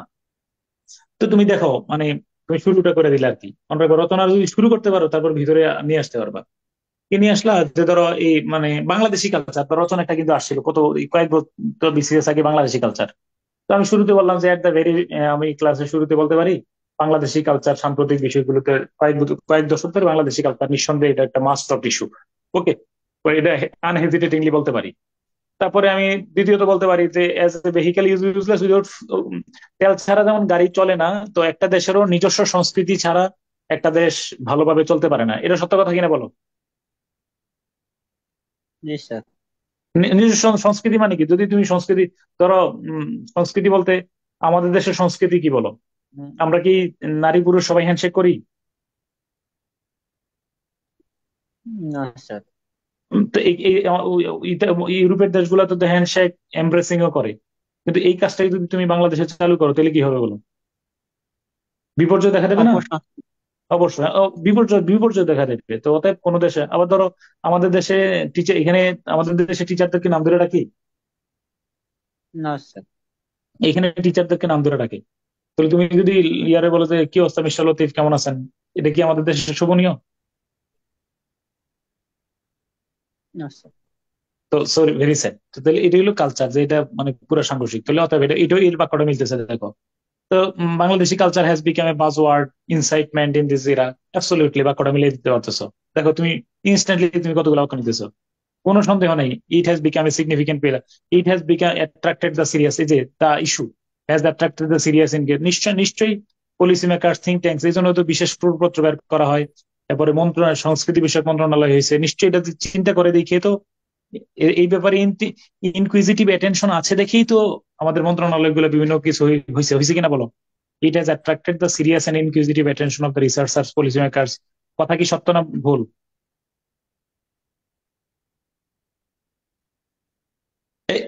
এই কথা বুঝছো? হ্যাঁ বা না বলে একজনটা রেসপন্স করো। জি স্যার। এরপরে নিঃসন্দেহে এগুলো সিগনিফিকেন্ট পিলার। এটা একটা দেশের সংস্কৃতি, ওই দেশের একটা পিলার। যে কোনো দেশের, প্রত্যেকটা দেশ তার সংস্কৃতির ধারক বাহক। যেই দেশ তার সংস্কৃতির যত বেশি পরিমাণে ধারণ করে, যত বেশি পরিমাণে পরিমার্জন করে রবীন্দ্রনাথের ভাষায়, সেই দেশ তত উন্নত। অবশ্যই, অ্যাবসলিউটলি। এবং নাও দিস আছে এই রচনার মধ্যে আমি বাংলাদেশি কালচারের আদ্যপান্ত কিছু বিশ্লেষণ করবো। You have written a striking ভূমিকা, কোনো মানে টেনশন ছাড়া এটা ভূমিকা হয়ে গেছে বিপদে পড়লে। আবার ধরো আমি তোমার একটু কথা বলে দেখি, তুমি আগে মানে বিপদে পড়ে গেছো, কেমনে সাজাইবে বাক্যটা। 31তম বা কোন একটা বিসিএস এর রচনা আসছে সায়েন্স এন্ড রিলিজিয়ন, বলো নাম, রচনার নাম কি? Science and religion. Science and science and religion. Religion. ও তা তুমি কি বলো না। করলা, ধরো বিপদে পড়ে গেছো। হ্যাঁ নিঃসন্দেহে এট দ্য ভেরি আউটসাইড আমাদের আলোচনার শুরুতে আমরা আনহেজিটেটিংলি বলতে পারি সায়েন্স এন্ড রিলিজিয়ন ইস্যুটা জাতীয় এবং আন্তর্জাতিক পর্যায়ে গত কয়েক দশক ধরে, কয়েক শতক ধরে, সেঞ্চুরিজ দিবা, কয়েক শতক ধরে এটা আলোচনার কেন্দ্রবিন্দুতে আছে। একদম চার্লস ডারউইন থেকে শুরু করে একদম জাকির নাইক পর্যন্ত, কেন এটা আলোচনা আছে সায়েন্স এন্ড রিলিজিয়ন। ডান, ডান বলো। জি ডান স্যার। স্যার। বুঝিনি হ্যাঁ, ধর বিপদে বুঝিনি। পড়ে গেছি আমি। সায়েন্স এন্ড রিলিজিয়ন কি বহুল আলোচিত বিষয় না গত কয়েক দশক ধরে, কয়েক শতক ধরে? জি স্যার। ওকে, তুমি দিলা এখানে tells as a vehicle is useless without fuel, এই লাইনটা দিতেছো, দেখো কিভাবে, দেখো দেখো তুমি চিন্তা কর, মাথা খাটাইবা, চিন্তা কর। তেল ছাড়া যেমন গাড়ি চলে না, likewise a under developed country like Bangladesh can not be run suitably in the absence of science and religion বললে সুন্দর হবে না। তুমি সায়েন্স বানাই ফেলো সাইন্টিফিক অ্যাচিভমেন্ট, এন্ড রিলিজিয়ন কে বানাই ফেলো রিলিজিয়াস হারমোনি, সুন্দর হয়ে যাচ্ছে। তেল ছাড়া যেমন গাড়ি চলে না, ঠিক তদ্রুপ বিজ্ঞানের অগ্রগতি এবং ধর্মীয় সহনশীলতা বা ধর্মীয় কিনা এটার নাম হারমোনি, কি বলে এটা, ঐকমত্য মানে রিলিজিয়াস হারমোনি আর কি, ছাড়া একটা দেশ ভালোভাবে চলতে পারে না। কথা কি আমার বুঝতে পারতেছো, তাই না? হ্যাঁ, সম্প্রীতি ছাড়া, ধর্মীয় সম্প্রীতি ছাড়া অবশ্যই চলতে পারে না, নিঃসন্দেহে। মারামারি থাকলে কি হয় নাকি? তাহলে এই যে 1971 সালে এই দেশগুলো একই রকম ছিল, কিন্তু এই সমস্ত দেশগুলা সাইন্টিফিক অ্যাচিভমেন্ট, সাইন্টিফিক অ্যাডভান্সমেন্ট, ধর্মীয় সম্প্রীতির মতো ইনডিসপেন্সিবল ফাংশন গুলাকে এনশিওর করার মাধ্যমে এড়িয়ে মানে আগে গেছে। ওই সমস্ত দেশগুলাতে, মালয়েশিয়া বলো, থাইল্যান্ড বলো, এগুলোতে ধর্মীয় উন্মাদনও নাই, ধর্মীয় সম্প্রীতিও নাই, সম্প্রীতি আছে এবং বিজ্ঞানের প্রতি ওরা অবশ্যই এরা আগে গেছে। এরপরে এটা বাজওয়ার্ড, নিঃসন্দেহে এটা একটা বাজওয়ার্ড, দেখো মিলে গেছে। এরপরে কি, নিঃসন্দেহে এটা attracted serious and inquisitive attention of the researcher, সব পলিসি প্ল্যানারদের দৃষ্টি আকর্ষণ করেছে। নিঃসন্দেহে এটা একটা পিলার, উন্নত দেশের সাথে তাল মিলাইতে গেলে বিজ্ঞানের অগ্রযাত্রা, ধর্মীয় সম্প্রীতি একটা পিলার হিসেবে কাজ করবে। আলোচনা রচনায় আমি এগুলার খুঁটিনাটি নিয়ে আলোচনা করবো। আমার কথা কি বুঝছো? বললে এটা হলো তোর, আমার যদি হঠাৎ করে তুমি বলো যে আমার একটা সায়েন্স এন্ড রিলিজিয়ন রচনা লেখা দেন, ইনস্ট্যান্টলি কিন্তু তুমি কি করতে পারবে না বলো, মানে তাল মিলাইয়া আগে যাওয়া কঠিন। ফলে এমন একটা তুমি ভূমিকার এই বাক্য কতগুলার এমন ভাবে ফিট করে রাখবা যে আমি ওই মুখস্থ বাক্যগুলা লিখতে লিখতে আমার আইডিয়াকে আরো ডেভেলপ করবো, যেন স্যার কোনো মতেই না বুঝতে পারেন যে আমার বাক্যের দুর্বলতা আছে। তোমার একটা বারবার একটা কথা বলতে চাই, কোনো মতেই ত্রুটিপূর্ণ বাক্য, ভুল বাক্য আমার কেরিয়ারের জন্য, আমার নম্বরের জন্য ক্ষতিকর। আমি চেষ্টা করব সর্বোচ্চ নির্ভুল বাক্য লেখার জন্য। ধরো একটা কথা বলে রাখি, পুরা রচনার মধ্যে ধরো ডেভেলপমেন্ট আসছে, ক্লাইমেট চেঞ্জ রচনা আসছে, পুরা পৃষ্ঠায় পৃষ্ঠায় তুমি ডেটা দিচ্ছ, প্রচুর ইনফরমেশন ব্যবহার করছো, কিন্তু তোমার একটা বাক্য সঠিক না, তুমি নাম্বার পাবে কিনা, হ্যাঁ বা না বলো? না স্যার, পাবো না। না না স্যার। স্যার। তুমি কোনো তথ্যই দিতে পারো নাই। পদ্মা সেতুতে কত টাকা ব্যয় হয়েছে জানো না? ধরো তুললে বাংলাদেশের সরকারের উন্নয়ন কার্যক্রম, হ্যাঁ 1971 মানে বাংলাদেশ একটা, তুমি লিখতেছো আবার বাংলাদেশ একটা 1971 সালে হয়েছে, তারপর বিভিন্ন ঝড় ঝঞ্ঝা করে এইভাবে করে বছরের পর বছর হয়েছে, বাংলাদেশের সরকার গুলা ক্রমাগত চেষ্টা করতেছে, কিন্তু দুর্নীতি বা বিভিন্ন কারণে আগে যেতে পারতেছে না। তারপরে বাংলাদেশ আজকে মাথা তুলে দাঁড়াইছে, বাংলাদেশ বিভিন্ন অর্জন গুলা করছে, যে অর্জন কতগুলো হয়েছে প্রত্যেকটা লিখছি, কোনো ডেটা একটাও দিতে পারি নাই, কিন্তু আমার বাক্য একটা করতে পারবে না, আমি নাম্বার পাবো কিনা বলো? অবশ্যই। মাইন্ড, তুমি আমার ওই যে সিলেবাসটা ভালো করে পড়বা, মানে তুমি প্রমাণ করতে হবে you can write correctly, correct sentence. এখানে ইনফরমেশনের চেয়ে মানে বাক্য শুদ্ধিকরণ জরুরি। ইনফরমেশনের জন্য তো কোথায় আছে বলো একটু, বাংলা দেশ অ্যাফেয়ার্স, ইন্টারন্যাশনাল অ্যাফেয়ার্স, ওইখানে ইনফরমেশনের জায়গা আছে। এটা তো ল্যাঙ্গুয়েজ টেস্ট, মনে রাখবে এটা, যে আমি নির্ভুল ভাবে লিখতে পারি। তুমি দেখবা যে এই যে বিভিন্ন ধরনের অনেক পণ্ডিত ব্যক্তি ঢাকা বিশ্ববিদ্যালয় থেকে নোটিশ দিচ্ছে, আর ফেসবুকে ভাইরাল হচ্ছে, এক নোটিশে 30-30টা বানান ভুল, 15টা বানান ভুল বাক্য আসতেছে না। এইটা এড়ানোর জন্য কিন্তু আমার এটা this is a language test. এই ইংলিশ পরীক্ষার মূল উদ্দেশ্যটা কি বুঝতে পারছো? জি স্যার। এটাই হলো। জি স্যার। তাহলে তুমি বলবা যে আমার লেখাটা, ধরো তুমি বলবা আমি কেনই বাক্যগুলো দিয়ে রাখলাম, তোর পাশে আমার লেখা একটু দূরে গেছে, কিন্তু স্যার আমার বাক্যটা কি ভুল হয়েছে, আমি একটু সুপারফিশিয়ালি লিখছি, কিন্তু বাক্য তো নির্ভুল। এটা একটা আমার প্লাস পয়েন্ট। ডান। স্যার স্যার এক্সাম হলে স্যার ধরেন সেন্টেন্স মনে করেন বানাই লিখতে পারতেছি না, মানে এমন একটা অবস্থা হয় কি স্যার ফেরিস দিয়ে মোটামুটি গা বাঁচিয়ে লিখে আসি স্যার, মানে তাই তো আমি বললাম, এই জন্যই তো আমি বলতেছি, যদি দেখো যে এই ধরনের বিপদ গুলো আছে তখন তুমি এগুলো করবো। ওকে, 3 নম্বর হলো হোয়াট ইজ গুড গভর্নেন্স। তুমি বলবা যে দ্য ইস্যু হ্যাজ বিকাম, এই যে এই 100% এলিমেন্ট দিতে পারবো, 100%, এই যে দিয়ে দ্য ইস্যু সব জায়গার মধ্যে বলতে পারবো, যদি কোনো মানে ডিফাইন ডেফিনিশনে করতে কি গেলে। আছে নাকি এখন আমরা যাবো ডেফিনেশনে, 2 নম্বর পয়েন্টে ডেফিনেশন, দ্রুত আমি যাচ্ছি এবার। ডেফিনেশন দেখো, তাড়াতাড়ি? তুমি এগুলো একটু অবশ্যই মার্ক একবার পড়া। ও আমি কিন্তু সফট কপি দেবো, তাহলে সফট কপিটা দিলে তোমাদের বাসায় যদি ল্যাপটপ কম্পিউটার থাকে, তাহলে তোমার পছন্দ মতো বাক্যগুলারে নিয়ে এটারে সবগুলারে 3-4 পৃষ্ঠা মিলে ফেললো। কথা ক্লিয়ার? যে তুমি এই লাইনটা দিবা, হ্যাঁ আমি হোয়াট ইজ তুমি আগে বিবেক খাটাইবা যে আমি কোনটা দিতে পারি। হ্যাঁ আমি দিতে পারি যে the issue of good governance, the issue of sustainable development has become one of the most important subjects of concern অথবা exploration for the contemporary research. এটা একটা is। তারপরে though its importance has got universal acceptance, it is not defined in uniform way. অনেক কিছুই বলো, একক কোন সংজ্ঞা আছে কিনা? ধরো ডেমোক্রেসির কোন একক চূড়ান্ত সংজ্ঞা আছে, হ্যাঁ বা না বলো? না স্যার। টেরোরিজমের? না স্যার। মানে কোনটারে কিন্তু একক চূড়ান্ত নির্ধারিত, যে এটা কি ঐশী গ্রন্থের মতো যে এটার চূড়ান্ত সংজ্ঞা আছে, এটার কিন্তু চূড়ান্ত সংজ্ঞা নাই। এটা একটা, আমরা তুমি বলতে পারো it is an umbrella concept. এটা একটা ভালো শব্দ। আমব্রেলা কনসেপ্ট মানে কি বলো? That covers a set of issues of human life depending on persons concern and understanding of reality. মানুষ বিভিন্ন সময় বাস্তবতাকে উপলব্ধি করছে, সেই বাস্তবতা এবং তার উপলব্ধি নিরিখে অনেকগুলো আইডিয়া মিলে এই আইডিয়াটা দাঁড়িয়েছে সাস্টেনেবল ডেভেলপমেন্ট। এই আইডিয়াটা পার্লামেন্টারি ডেমোক্রেসি। এই আইডিয়াটা হলো কি বলো তোমার এই এম্পাওয়ারমেন্ট অফ ওমেন, এম্পাওয়ারমেন্ট। টেরোরিজমও সেম কথা। টেরোরিজমের কি কোনো একক সংখ্যা আছে? এবার না বলো তো। না স্যার। ওকে, এইখানে এক্ষেত্রে দয়া করে 15-20টা রচনার সংজ্ঞা মুখস্থ করে ফেলবা, প্রত্যেকটার যে সংজ্ঞাগুলা কিভাবে। ধরো আমি বলি, এই যে শেষ পৃষ্ঠায় দেখো, শেষ পৃষ্ঠায় দেখে না, এই যে এরকম ধরনের তুমি কি কাজ করবা, এই ধরো গ্রিন হাউস ইফেক্ট, ঠিক আছে, এটা নিয়ে কয়েকটা সংজ্ঞা মুখস্থ করে ফেললো। What is green house effect? এবার ধরো what is empowerment of women, what is blue economy, what is এই টেরোরিজম। একটা এই একটা বললেই তো হয় স্যার, মানে এটা দিয়ে তো। মানে মানে এটা হলো ওই প্রাসঙ্গিক পয়েন্টটা, হোয়াট ইজ, মানে যে গুরুত্বপূর্ণ রচনাটা আছে ওই রচনাটার যেন তুমি ডিফাইন করতে পারো, এটা কি, এটা বুঝিয়ে বলতে পারো। সেজন্য একটু ভালো করে প্রস্তুত নিবে আর কি। হোয়াট ইজ রিনিউয়েবল এনার্জি, ঠিক আছে, হোয়াট ইজ রেমিটেন্স। রেমিটেন্স বলতে আসলে আমরা কি বুঝি, অ্যানালাইসিস করবো। রচনা আসছে রেমিটেন্স, অফকোর্স আমি রেমিটেন্স শব্দটা একটু বিশ্লেষণ করবো। তো এটা যদি তুমি গুরুত্বপূর্ণ রচনাগুলোতে আমরা যদি একটু প্রস্তুতি নেই, আমার মনে হয় যে এখানে 2 নম্বর পয়েন্টটা ভালো করবো ইনশাল্লাহ। তাহলে 2 নম্বর পয়েন্টটা কি আমরা শুধু ফুললি বানাই লিখবো, নাকি চেষ্টা করব একটু এ, প্রস্তুতি নিতে? একটু মুখস্থ করে তারপরে স্যার ওইখান দিয়ে লিখবো। হ্যাঁ হ্যাঁ, পাশাপাশি এই যে এই ক্ষেত্রে কয়েকটা 15-20টা রচনা সংজ্ঞা রেফারেন্স সহ টাটকা মুখস্থ করে ফেলবো কিভাবে স্যার আপনার এটা। ওইখানে যে আছে ওইগুলো ছাড়াও কি মানে মানে আপনার ওইখানে কি দেখলাম স্যার, এটা ছাড়াও মুখস্থ করবো? হ্যাঁ হ্যাঁ হ্যাঁ, অবশ্যই, ওইটা আমি নমুনা দেখাইছি আর কি। হ্যাঁ, ওকে, হ্যাঁ। তারপরে তুমি যদি সম্ভব হয় তুমি এরকম ধরনের একটা এই এই ধরনের এই এই এই কাজটা, এই কাজের মাধ্যমে এই যে ধরো মানে, সংজ্ঞাটাকে যদি তুমি কোনো গ্রাফে প্রকাশ করতে পারো, এটার মাধ্যমে আমাদের একটা 2 নাম্বারই করা হবে, কিন্তু স্ট্রাইকিং চোরামি করা হবে, কিন্তু ভালো লাগবে, ইতিবাচক চোরামি। এটা দিয়া জায়গাটা কিন্তু একটু এক্সটেন্ড হয়, মনে রাখবা। ধারে ভারে কাটা রচনা লিখতেছো, পৃষ্ঠা সংখ্যা খুবই কম, এটা কিন্তু চোখে না পড়ে। অন্তত 50 নম্বরের রচনা তো, বা একটু অন্তত পক্ষে যেন কি হয় বলো, পৃষ্ঠা উল্টেও যেন স্যার দেখতেছে যে একটু লিখছে ও।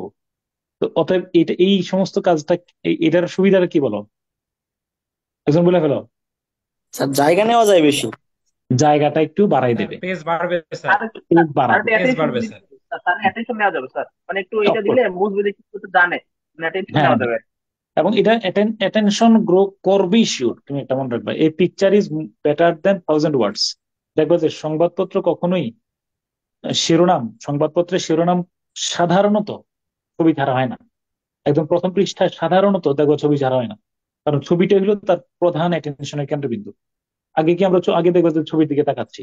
ওকে, হিস্টোরিক্যাল ব্যাকগ্রাউন্ড, এই যে ধরো এই লাইনটা তুমি দেখো, before delving into the topic, delving মানে going into the topic, it is needless to said, হ্যাঁ হ্যাঁ, say that there is a long historical and astonishing অথবা awful background of good governance. ঠিক বলছো কিনা? এ সাইট উইল তো এই যে এইগুলা, এই যে দাগ দিয়ে রাখো, এটা অলমোস্ট দিতে পারবা। যে আমি ভাই গুড গভর্নেন্স এর ভিতরে আলোচনা করার আগে আমি একটু আপনার বিস্তারিত আলোচনা করার আগে বলতে চাই, এটা একটা দীর্ঘ বৈচিত্র্যময় বা বিভীষিকাময় ইতিহাস আছে। এই লাইনটা কোন জায়গায় তুমি লিখতে পারবে না আমার একটু জানাইও। ধরো আমি ভাই আপনার ওইটা কি না, আমার গতবার রচনাটা নাকি আসছিল রিফিউজি প্রবলেম, এটার আমি বিস্তারিত আলোচনা করার আগে বলতে চাই রিফিউজির কিন্তু বিশাল ইতিহাস আছে। ইতিহাস ওই প্রথম বিশ্বযুদ্ধ, দ্বিতীয় বিশ্বযুদ্ধ থেকে শুরু করে যেটা যেটা মনে হয় তোমার ইনস্ট্যান্টলি যে হিস্টোরিক্যাল ব্যাকগ্রাউন্ড মনে হয়। ভাই শোনেন, ব্লু ইকোনমির রচনা আসছে, before delving into the topic it is needless to say that there is a long historical and astounding background of blue economy. এটা আমরা It এই is say that there is no hesitation to say এরকম দেওয়া যায় sir. এটা তো দিছি, hesitation একবার ব্যবহার করছো না, এই জন্য আর কি। হ্যাঁ, ও এইগুলা দিয়ে রাখছি আমি। এই লাইনটা হলো বাকওয়াজ লাইন, এটা হলো চোরাই বাক্য, যে তুমি ভিতরে বলবা যে হ্যাঁ এটা হলো আমি এই যে এর আগে ওশেন ইকোনমি ছিল, ধীরে ধীরে মানে ব্লু ইকোনমি কি সমুদ্র অর্থনীতি কি হঠাৎ করে আসছে? প্রাচীনকাল থেকেই তোমার ইংল্যান্ড, ইউকে, পররাষ্ট্র মানে পরাক্রমশালী রাষ্ট্রগুলা, সুপার পাওয়ার গুলা আগে থেকে সমুদ্রকে বড় কাজে লাগাইছে। কারণ আধুনিক যুগে আইসা আমরা সমুদ্রকে ব্যবহার করতে চাই, অর্থনৈতিক ব্যবহার করতে চাই, কিন্তু প্রকৃতিকে মানে রিজার্ভ করে, সংরক্ষণ করে, যেন কোনো ক্ষতি না হয়, ইতিবাচক ভাবে ব্যবহার করতে চাই। এটা তো ব্লু ইকোনমি। ওকে, এইভাবে করে হিস্টোরিক্যাল ব্যাকগ্রাউন্ড চিন্তা করে করে তুমি একটু পেছনে যাবে। ডান।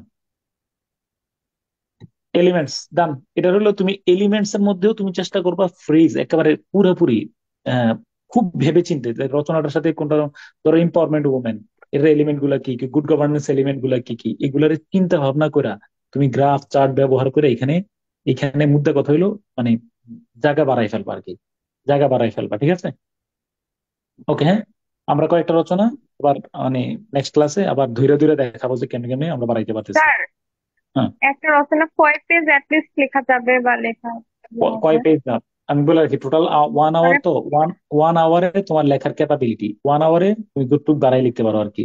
1000 যদি 50 রচনা হয় তাহলে 1000 ওয়ার্ডের জায়গায় তুমি লিখতে পারো 12 থেকে 1300 লিখতে আরো লিস্ট 1000 ওয়ার্ড।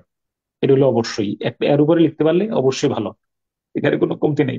আর এবার যে 500 ওয়ার্ড উল্লেখ ছিল, 500 ওয়ার্ড কত পেজ হতে পারে? 500 পেজ তো তোমার লম্বা খাতায় তো 5 পেজ হবে। 500 ওয়ার্ড মানে হলো 5 পেজ করে লিখবা, তুমি চেষ্টা করবা 6 পেজে নিয়ে ফেলার জন্য, 6 দোকানে 12 পেজ লিস্ট।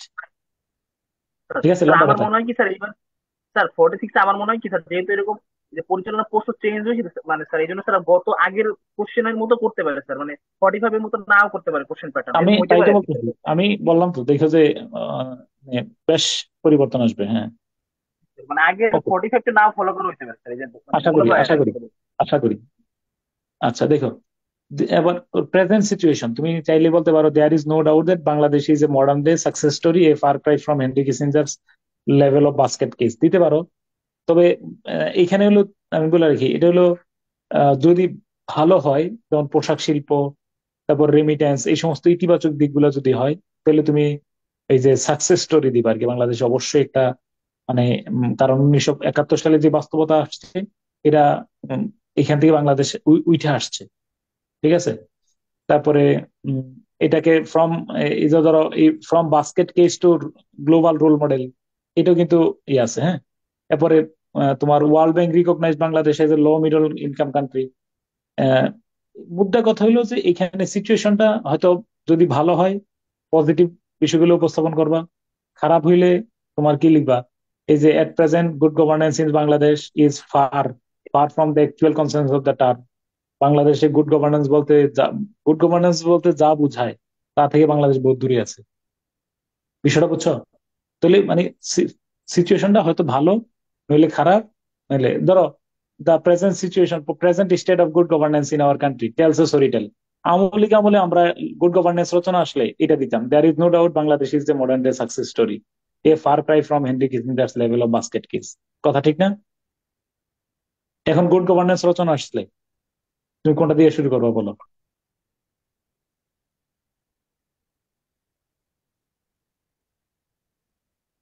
কোনটা বলো, লাইনটা পড়ো।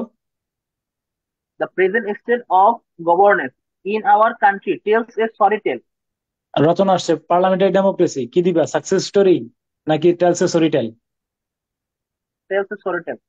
মানে এরপরে তুমি বলবা যে হ্যাঁ এই যে পুরাপুরি সরকার বিগত সরকার একদম পুরা বিভাজনের রাজনীতি করে মানুষের মধ্যে দমন নিপীড়ন করে এইভাবে করে কাহিনী আগাই দিবা। ওকে, এবার পড়ো 6 নম্বর হলো ইম্প্যাক্ট। ইম্প্যাক্ট কি কি? ইম্প্যাক্ট পয়েন্ট দিয়ে দিয়ে দেবো স্যার। হ্যাঁ, এবার পড়ো, পরে শোনো। In a modern well-being state, the significant influence of good governance in social, personal, national, and civic life is immense, immeasurable. It almost has 100%, 100% লিখে রাখো এটা। অলমোস্ট সব জায়গার মধ্যে যে আমি যে রচনাটার মধ্যে একটা কল্যাণ রাষ্ট্রে এটার প্রভাব অপরিহার্য, একটা কল্যাণ রাষ্ট্রে এটার প্রভাব অপরিহার্য, এটার যে ইনফ্লুয়েন্স থাকুক, তারপরে কি বলে না তোমার ইম্প্যাক্ট থাকুক, যাই থাকুক, এটার প্রভাবটা অপরিহার্য, করাপশনের প্রভাবটা অপরিহার্য তোমার পার্সোনাল, ন্যাশনাল, সিভিক সব জায়গায়, তাই না? তারপরে it has a wonderful magical influence, power, effect behind socio-economic development of a country. ওকে, হ্যাঁ, It এভাবে has করে an এভাবে করে তো এখানে আমরা দেখবো এই প্রভাবগুলো কোথায় কোথায় পড়তেছে। ধরো অবশ্যই এম্পাওয়ারমেন্ট অফ উমেনের প্রভাব কোথায় পড়তেছে, তাহলে সামাজিক জীবনে পড়ে, রাষ্ট্রীয় জীবনে পড়তেছে, মানে কোথায় কোথায় এই যে পরবর্তী ভবিষ্যৎ প্রজন্মের দিকে পড়তেছে, তাই না? সব জায়গার মধ্যে। এবার দেশের অর্থনীতিতে পড়তেছে, কোথায় কোথায় কর্মসংস্থানে হচ্ছে, এগুলো আমরা দিতে পারি না? করাপশনের প্রভাবটা কোথায় কোথায় আসতেছে। তোমার কথা ক্লিয়ার? তুমি চেষ্টা করো আল্লাহর হস্তে এই যে এই পয়েন্টটা মানে অলমোস্ট মুখস্থ করার পরে এরপরে তুমি প্যারা আকারে যদি দাও, আমার মনে হয় যে তোমার বাক্য হয়ে গেছে, বাক্য যা লেখা তুমি লিখে ফেলছো। এখন কাজ হইলো কি বলো? তারপর স্যার ফ্রেজ আকারে দিয়ে যাবো। এরপরে ফ্রেজ আকারে দাও, তুমি ইয়া দাও, মানে তুমি একটা বিষয় নিশ্চিত করছো যে স্যার আপনি মনে করেন না যে ফ্রেজ আকারে দিছি আপনার বোঝার জন্য, কিন্তু আমি যে বাক্য লিখতে পারি এখানে কিন্তু আমি দেখাই দিচ্ছি আমার আমার বাক্য লেখার কোয়ালিটি আছে। কিন্তু এখন দিতেছি আমি মানে মূল পয়েন্ট গুলা উপস্থাপন করার জন্য। এই মাঝখানে যে চোরামিটা করছো এটা হলো তোমার বাক্য লেখার দুর্বলতা এড়ানোর জন্য। কথা ক্লিয়ার? জি স্যার, বুঝছি স্যার। ওকে, এখন যদি তো স্যার তো আমি যদি বলে যে এখানে বাক্য লিখো না কেন, আমার তো বাক্য লেখার এবিলিটিটা আমি দেখাই দিচ্ছি যে এখানে তারপরে আমি এখন পয়েন্ট আউট করে দিচ্ছি কোন কোন ক্ষেত্রে এটার প্রভাব পড়তেছে। হ্যাঁ, ওকে। ঠিক আছে। Representative country, now we will maintain the name of some countries that are wholeheartedly trying to কতগুলা দেশের নাম আমরা বলবো, এগুলাতে রিপ্রেজেন্টেটিভ কান্ট্রি, দেশের নাম রেফারেন্স দিয়ে দিবে, এটা দাও। এরপরে এই লাইনটা বলে দাও।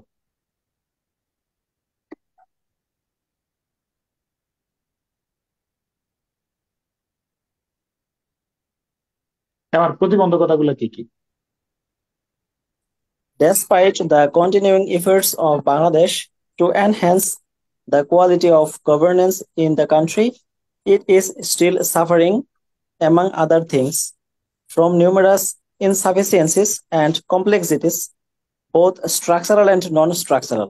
At শোনো present, শোনো আমি বলে দেখি, কলবাজ এই লাইনের অর্থ হলো, দেখো বাংলাদেশ সরকার, শোনো, বাংলাদেশ সরকার বাংলাদেশ সরকারের অব্যাহত প্রচেষ্টা থাকা সত্ত্বেও এটি, হ্যাঁ, এই যে বিষয়টা মানে এটা to enhance the quality of governance. আর যদি নেগেটিভ হয় তাহলে কি তুমি বলবা to enhance the quality of corruption, এরকম বলবা? কোয়ালিটি বাড়ানোর জন্য, দুর্নীতির কোয়ালিটি বাড়ানোর জন্য, এরকম? না স্যার স্যার, কমানোর জন্য। হ্যাঁ, to কমানোর reduce, জন্য। হ্যাঁ হ্যাঁ, to এরকম reduce. কিছু নেগেটিভে লিখে দিচ্ছে, দেখো এরকম নেগেটিভ হতো। তো এটাকে দমানোর জন্য অথবা এটাকে এগিয়ে নেওয়ার জন্য বাংলাদেশ সরকারের ক্রমাগত অব্যাহত চেষ্টা থাকা সত্ত্বেও এটি এই যে কাঠামোগত অকাঠামোগত, এই যে স্ট্রাকচারাল নন স্ট্রাকচারাল, বুঝছো কিনা? কাঠামোগত অকাঠামোগত উভয় দিক থেকে নানাবিধ অপর্যাপ্ততা এবং জটিলতায় ভুগছে প্রত্যেকটা কাঠামো। তো কতগুলো কি পয়েন্ট আছে এখানে, ধরো কি কি, এবার বলো, একটা একটা একটা করে বলে দাও। Sir, over population sir. Of course, এটার অধিকাংশ ক্ষেত্রে তুমি যত কথাই বলো এটা একটা বড় প্রতিবন্ধকতা, এটা একটা কারণ। ওকে, তোমার যেমন ধরো এখানে তুমি অবশ্যই দেওয়ার চেষ্টা করবা এরিস্টটল ঠিকই বলছিল, লাইনটা বলো, এরিস্টটল কি বলছিল? স্যার অপটিমাম পপুলেশন, স্যার এটা একটু সরাই দেন স্যার এখানে। হ্যাঁ, optimum population is a boon and over population is a bane. একটা অভিশাপ একটা আশীর্বাদ, ঠিক আছে তো? বুন মানে কি? হ্যাঁ, 2 নম্বর হলো অন্যতম একটা প্রতিবন্ধক হলো করাপশন। করাপশনের মধ্যে তুমি করাপশন, ঠিক আছে, তুমি ধরো বাংলাদেশে মধ্যম আয়ের দেশে পৌঁছবে, প্রধান প্রতিবন্ধকতা হলো ওভার পপুলেশন। সেকেন্ড, অবশ্যই করাপশন সমসাময়িক সকল প্রসঙ্গে উন্নতির পথে অন্যতম অন্তরায় কিনা বলো।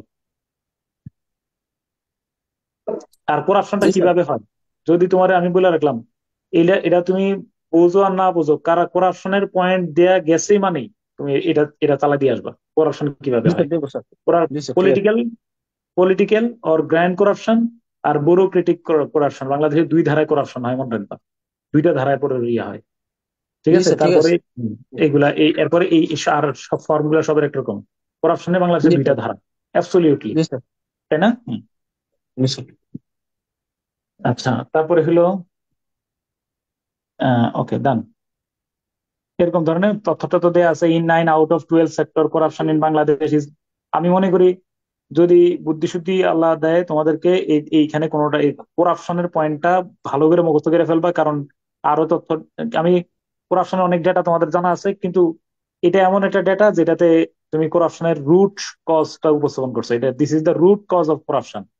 তাহলে সব জায়গার মধ্যেই আমরা এইভাবে দিতে পারি, এটা সব জায়গার মধ্যে চালাই দেওয়া যায়, বুঝছো কিনা? রুট কজটা হচ্ছে সব কিনা করাপশন। নেতিবাচক সব জায়গায় স্যার দেওয়া যাবে। নেগেটিভ কোনো কিছুর উপরে চালানো যায় স্যার, নেগেটিভ কোনো মানে কিছুর উপরে। প্রতিবন্ধকতা আসছে, করাপশন আসছে, কারণ তুমি এত ডেটা ফেটা যদি মাথায় রাখতে না পারো যে আমার এত লাখ টাকা নিয়ে গেছে ইয়ে নিয়ে গেছে, এগুলো তো আছেই, এটা দিলা ভালো কথা, কিন্তু এটা this is the root cause. ধরো ডেটা ভুলে গেছো, কিন্তু এই ফ্লো চার্টটা তোমার ইয়া যোগাবে। হ্যাঁ, করাপশন দুই দিক দিয়ে হয়, তারপর আর তবে দুইটারই ইয়া একরকম। ধরো একজন পলিটিক্যাল যে আছে তারও ফেভারিটিজম আছে, আবার যে ব্যুরোক্রেট তারও কি আছে বলো, স্বজনপ্রীতি আছে, আছে না? ওকে, এরপরে কনফ্রন্টেশনাল পলিটিক্স, বাংলাদেশের সুযোগ পাইলেই ধরো মানে নিজের দেশ ভাঙচুর করে, তাই না? কনফ্রন্টেশনাল পলিটিক্স এটা একটা বড় প্রতিবন্ধকতা উন্নতি অন্তরায়ের পথে। এটা একটা ভালো কারণ, লাইটে পড়া শোনাও।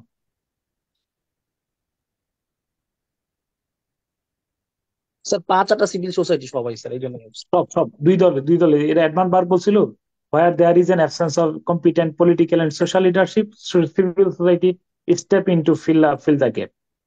যেখানে রাজনৈতিক দক্ষ আহ, রাজনৈতিক এবং সামাজিক নেতৃত্বের দক্ষ নেতৃত্বের ঘাটতি দেখা দেবে, সেই ঘাটতি পূরণ করবে কে বলো?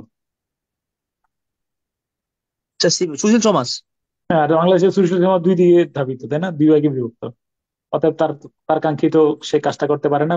স্যার ওই এটা যে এইটা আহমেদ সাফার স্যার, ওই যে কি জানি স্যার সলিমুল্লাহ স্যার আছেন, উনি বলছিল যে মুক্তিযুদ্ধের আগে মানে আমাদের হুম। ওই যে সুশীল সমাজরা পাকিস্তানের পক্ষেও ছিল, মানে মানে ওনারা আর কি মানে দুই দিকে মেনটেন করতো এরকম নাকি আর কি ব্যাপারটা ছিল আর কি। ওই স্যারের নামটা কি জানি, সলিমুল্লাহ স্যার মনে হয় নাকি উনি বলছিল। আহমদ সফার গুরু কে বলো? স্যার আহমদ সফা স্যারের গুরু কে? কি স্যার জানি না। আব্দুর রাজ্জাক স্যার। ও আচ্ছা স্যার। আচ্ছা শোনো, আচ্ছা, এই মনে রাখবা, চেষ্টা করবা বিউরোক্রেসি বিষয়টা নিয়ে আসতেই, ইনএফিসিয়েন্সি অফ বিউরোক্রেসি, এর লাইনটা পড়ে শোনো।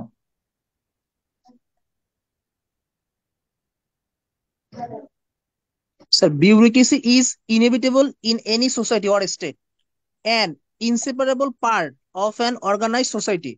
It is one of the keystones of attaining good governance. শোনো, আমি বলে রাখি, সব কিছুর পেছনে বিউরোক্রেসি। বাংলাদেশ ভারতে যে পানি সমস্যা, তোমার কি যদি ইনএফিসিয়েন্সি অফ বিউরোক্রেসি দাও, এটা কি তোমার গুনাহ হবে না উত্তম হবে, সওয়াব হবে, সেটা বলো। সব স্যার এটা হবে খুবই স্যার। পারফেক্ট হবে স্যার। মানে যত সমস্যা আছে, মানে যত প্রতিবন্ধকতা আছে, অন্যতম প্রতিবন্ধকতার নাম হলো কি বলো? মানে কূটনৈতিক অদক্ষতা, এটা একটা বড়। এবং তোমার বলে রাখি, কূটনীতি এটা মনে রাখবে, এটা একটা শুধু এটা রাষ্ট্রের জন্য না, পরিবারেও কিন্তু কি বলো বিউরোক্রেসি অনেক গুরুত্বপূর্ণ দিক। তোমার আমি বলি, আমি একবার আছে না তোমার এই যে রুসাফারি নিয়ে যেতে যাই, কোথায় বলো, রুসাফারি মারে ওয়ালমার্টে গেলাম, ইয়েতে গেলাম, ধরো $100 $200 খরচ করছি ওর জন্য, খেলনা টেলনা যা যা চাইছি সব নিছি, কিন্তু একটা জিনিস নেই নাই, একটা চিপস চাইছিল, বুঝছো? ওই ডোরিটোস একটা চিপস, বা ওই যেখানে টকিজ একটা আছে, এটা একটা না ইয়ে না, এত টাকা খরচ করে আসলাম, আসার পরে তুমি কিছু দাও নাই, বুঝছো বিষয়টা? কোনো মতে আর সে খুশি না। আর যদি ধরো একটা কোনো কিছু দিই নেই, শুধু কি দিছি বলো, একটা $1 একটা কি দিছি বলো? টকিজ, তাতে খুশি। তাহলে বিউরোক্রেসি হলো তুমি একজনরে $1,000 দিয়ে তুমি কি করতে পারবে না, হ্যাপি করতে পারবে না। আবার একজনরে কি বলো, তারই আবার $1 দিলে খুশি হচ্ছে। হাউ টু ম্যানেজ, কিভাবে কাকে ম্যানেজ করা হয়, এটা হলো বিউরোক্রেসি। তাহলে এটার একটা প্রচন্ড রকমের, কারণ সেবা দাস বৃত্তি আছে, দরদাস বৃত্তি আছে বাংলাদেশের সাথে। বিউরোক্রেসি, এই যে পানি পানি সমস্যাটা সমাধান না করার বাংলাদেশের রাজনৈতিক স্বার্থ আছে, আছে না? তো ফলে তুমি এটা প্রতিবন্ধকতা হিসাবে তুইলা ধরবা যে কোনো জায়গার মধ্যে। তুমি জলবায়ু বলো, তুমি মানে রাজনৈতিক সামাজিক, এবং এই যে ধরো জলবায়ু কূটনীতির ক্ষেত্রেও বাংলাদেশে আরো বেশি পরিমাণে ইয়া নিয়ে আসতে পারে, অনুদান নিয়ে আসতে পারে, যদি কূটনীতিক ভাবে আরো শক্ত ইয়া হয়। আমি কি, আমার কথা ক্লিয়ার? তুমি চেষ্টা করবা ঘুরে ফিরে ইনএফিসিয়েন্সি অফ বিউরোক্রেসিটা নিয়ে আসতে। হ্যাঁ, ধরো রোহিঙ্গা সমাধান, এটা এটা প্রতিবন্ধকতা অন্যতম বলো, বলে ফেলো। এইটা একটা আছে স্যার। এই যে কেন তুমি এটারে মুখস্থ করবা না, সেটা হলো আমার প্রশ্ন। এই পয়েন্টটা তুমি ঘুরে ফিরে, রিফিউজি প্রবলেমে অবশ্যই এটা বড় প্রতিবন্ধকতা। আচ্ছা, আন্ডার ডেভেলপড হিউম্যান রিসোর্সেস, এটা এটা এটা এটা সব জায়গায় দেওয়া যায় স্যার, সব জায়গায় স্যার। এটা আর আমাদের বলে তো লাভ নাই। এটাতে আমি অনেক ডেটা টোটা এখানে দিছি, আল্লাহর রাস্তায় এটা তুমি ইয়ে করো না। বাংলাদেশের ডেমোগ্রাফিক ডিভিডেন্ড চলতেছে এখন। এই ডেমোগ্রাফিক ডিভিডেন্ডের এই মুহূর্তে টোটাল 29.8% লোক, বুঝছো কিনা, 29 থেকে 15 থেকে 29 বছর বয়সী জনসংখ্যার 29.8% লোকের শিক্ষা নাই, এমপ্লয়মেন্ট নাই, ট্রেনিং নাই, মানে যেটাকে নিট বলা হয়।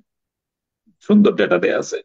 15 থেকে 29 বছর বয়সী জনসংখ্যার 29.8% লোকের কোনো চাকরি নাই, শিক্ষা নাই, ট্রেনিং নাই। ফলে ডেমোগ্রাফিক ডিভিডেন্ড তো অধারা রয়ে গেছে। ডেমোগ্রাফিক ডিভিডেন্ডের সুফল পাচ্ছি না। তোমরা তো জানো ডেমোগ্রাফিক ডিভিডেন্ড তো ক্লিয়ার, কারোর কাছে জানা নেই এমন আছে নাকি এখানে? জানি স্যার। ওকে স্যার জানি না স্যার। স্যার জানে একটা স্যার সবাই এটা। স্যার এক কথা একটু বলেন স্যার, এক কথা একটু দশ এক কথায় বলতে 150 এক বছর কথা একটু বলে দেন। কর্মক্ষম লোকের ডেমোগ্রাফিক, সংখ্যা যদি বেশি হয়। বাংলাদেশের কর্মক্ষম লোক, অর্থাৎ ধরো 2012 সালের দিকে, 2012-তে ধরা পড়ছে এটা, 2012 সাল থেকে বাংলাদেশে 12 থেকে 42।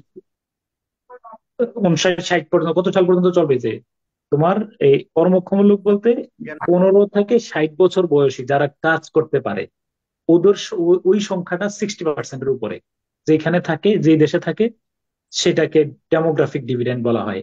মানে জনসংখ্যার সোনালী সোপান। মানে এই সময়ের মধ্যে সবাই কাজ করার মতো, কাজ করার একটা সময় হয়তো শিশু থাকে বেশি, বৃদ্ধ থাকে বেশি, আর একটা সময়ের মধ্যে কর্মক্ষম জনসংখ্যা বেশি বাড়ে। এই সময়ের মধ্যেই তুমি জাপানের কথা বলো, জাপান, সিঙ্গাপুর, সাউথ কোরিয়া, এগুলাকে বলা হয় মানে ডেমোগ্রাফিক ডিভিডেন্ডকে ওরা কাজে লাগাই হয়েছে। যখনই ওদের কর্মক্ষম জনসংখ্যাটা বেশি ছিল, তখনই প্রচুর পরিমাণে কাজ ছিল। আর আমরা এখানে কি কর্মক্ষম জনসংখ্যার অ্যাভেলেবিলিটি বেশি স্যার, কর্মক্ষম জনসংখ্যার অ্যাভেলেবিলিটি, অ্যাভেলেবিলিটি বেশি। হ্যাঁ। ওকে, হ্যাঁ, তারপরে বলো এরপরের পয়েন্টের নাম কি, এরপরের নাম কি? দাঁড়াও নিয়ে আসতেছি। তাহলে ডেমোগ্রাফিক ডিভিডেন্ড থেকে আমরা সুফল আনতে পারতেছি না, কারণ বেকার। তারপরে হলো কি? ধরো ধরো স্যার ধরো ধরো। রুহামা মুস্তাফা স্যার, ওর নামটা কি স্যার? ওর নাম হলো ওর নাম হলো রুশাদ, রুশাদ র আহমেদ দিয়ে চৌধুরী। রাখছেন, আমি বলতেছিলাম স্যার র দিয়ে রাখছেন তো। সব ছিল 6 লেটার, বুঝছো কিনা, হিসাব আছে। রুহামা 6 বর্ণ, রুশাদ 6 বর্ণ, তারপরে তারপরে রুসাফা সব, শরীফ ওর মায়ের নাম হলো সুইটি, সব আমরা 6 letter, 6 letter family. Six sir letter এইটা ফ্যামিলি, কি বুঝছো কোনো কিনা? মাহাত্ম আছে স্যার, নাকি এমনিতেই স্যার মানে? না, হিসাব করে রাখা হয়েছে। এই রুশাদ তো ওর নাম রুশা, এই রুশদান অনেক কিছুই রাখা হয়েছিল, পরে সিক্স হ্যাঁ হ্যাঁ, লেটারে মিলতেছে ইয়া রুশাদ। আচ্ছা নিয়ে যাও। আচ্ছা, ঠিক আছে স্যার, মাশাআল্লাহ মাশাআল্লাহ।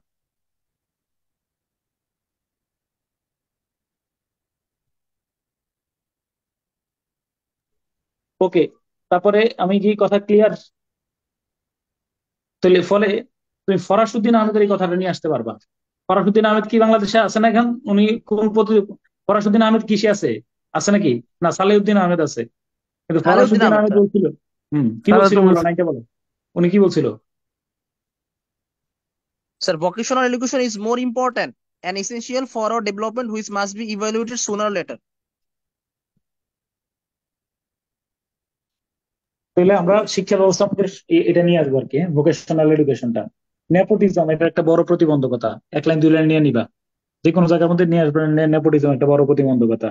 তারপরে mistrust and non confidence in leadership, নেতা হলো টাউট, মানে অধিকাংশ নেতা মানুষ মানে মুখে সালাম দিয়ে কিন্তু অন্তরে টাউট বলে। নেতারা তার উম, প্রত্যেকটা নেতা যে তার দায়িত্ব পালন করার কথা ছিল তা করছেন না, করেন নাই, তাহলে মানে টাউট আগামী একটা কথা কি? ইংলিশ শব্দ, বাহ, জানতাম না তো। আচ্ছা, তারপরে হলো improper and non observable rule of law, আইনের শাসন কোন বিদ্যাঙ্গুলি দেখানো। তারপরে lack of proper education system, শিক্ষা ব্যবস্থার যে কি বলো ওই যে ইয়াটা, তাই না? এই পাবলিক ইউনিভার্সিটি কয়টা আছে এখন? স্যার 55টা। 58টা না? আর 58টা স্যার। 148টা প্রাইভেট ইউনিভার্সিটি, এরকমই। 58 মানে স্যার। এমন কোন দিক নাই যেদিকে তোমার east West north south, eastern western Northern southern সব হয়ে গেছে, একটা দিক খালি আছে এখন, কোনটা বলো? University of up down, up আর ডাউন ছাড়া বাদ, সব সব হয়ে গেছে, তাই না? সব দিকের ইউনিভার্সিটি আছে, কিন্তু আলটিমেটলি এক রাশ বেকার বের হচ্ছে প্রতি বছর বছর। আলটিমেটলি স্যার অলমোস্ট লেখা রাখো গুণগত মান 100% দিতে পারবা। বাড়ে নাই স্যার। হ্যাঁ, শিক্ষার গুণগত মান খুবই মানে ধ্বংস করে দিচ্ছে, নিম্নমানের। এগুলো বলে লাভ নাই, বলে লাভ নাই।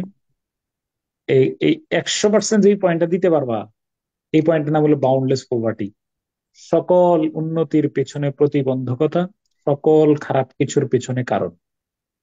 এই জন্য কিন্তু বলে গেছিল ক্ষুধার রাজ্যে, the earth is project in the realm of hunger, the full moon seems a teach of fried bread. Bread. ক্ষুধার রাজ্যে পৃথিবী গদ্যময়, পূর্ণিমার চাঁদ যেন ঝলসানো রুটি। এই হে মহা, হে কিনা মহাজীবন, এবার কঠিন কঠোর, আর এই কাব্য নয় এরকম, এবার কঠিন কঠোর গদ্যে আনো, পদলালিত্য ঝংকার মুছে যাক, গদ্যের করা হাতুড়িকে আজ হানো। প্রয়োজন নেই কবিতার স্নিগ্ধতা, কবিতা তোমায় দিলাম আজকে ছুটি, ক্ষুধার রাজ্যে পৃথিবী গদ্যময়, পূর্ণিমার চাঁদ যেন ঝলসানো রুটি। ওকে, জর্জ ইলিয়ট এটা করতে পারে স্যার, এই যে a man can never be wise with an empty stomach sir, এটা। এই তো দেয়া আছে, তো দেয়া আছে, দিয়ে দিবা, এটা এগুলো নিয়ে আসবা। এগুলা মুখস্থ না করলে এগুলা ইয়ে করবা না, অবশ্যই তুমি। ঠিক আছে, মেরিয়ান এগুলা সিমন। হ্যাঁ, আল্লাহর রাস্তে মুখস্থ করে ফেললো। আরো একটা ডেটা দিছে এখানে, প্রতি দেয়ার আর 1.5 billion people below who leave below the poverty line in the present world. 150 কোটি মানুষ দারিদ্র্য সীমার নিচে বাস করে, কিন্তু মর্মান্তিক খবর এটা, one of them dies in every 3.6 seconds for the scarcity of food. খাবারের অভাবজনিত কারণে তার যে রোগ হয়, এই খাবারের সমস্যার কারণে প্রতি 3.6 সেকেন্ড একজন মারা যায়। অর্থাৎ আমরা এই ক্লাস নিতেই কয়েকশো লোক মারা গেছে, তার মৃত্যুর পিছনে অবশ্যই ক্ষুধা একটা কারণ ছিল। অর্থাৎ মানে ক্ষুধা তো সরাসরি না খেয়ে মারা যাচ্ছে না, ক্ষুধার কারণে তার যে সৃষ্ট রোগ হয়েছে, হ্যাঁ, বা পুষ্টির কারণে যে সৃষ্টির রোগ হয়েছে, সেটার কারণে সে মারা গেছে।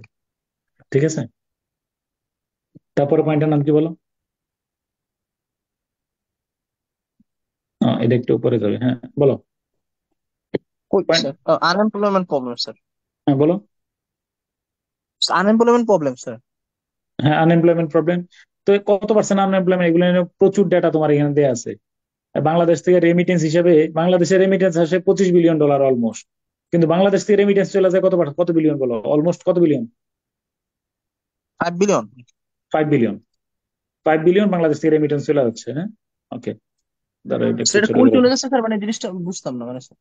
হ্যাঁ হ্যাঁ, experts have highlighted while expatriate workers are sending in about ধরো ধরো আমরা সব মিলে 25 বিলিয়ন রেমিটেন্স বাংলাদেশে পাঠায়, over USD $5 billion is leaving to the country every year as a salary of foreigners employed mostly in top managerial positions within Bangladesh. বাংলাদেশে মানে top managerial position বা যে কোনো পজিশনে হোল্ড করে যারা, তারা বাংলাদেশে 5 বিলিয়ন। বাংলাদেশে 150 কোটি মানুষ মিলে পাঠাইতেছে এত ডলার। আর আচ্ছা, আরো একটা কথা আছে তোমার এখানে, একটা কথা বলে রাখছি, বাংলাদেশে একটা মজার তথ্য তোমার বলে রাখি, বাংলাদেশে ইয়ার সংখ্যা কত, প্রবাসী শ্রমিকের সংখ্যা কত?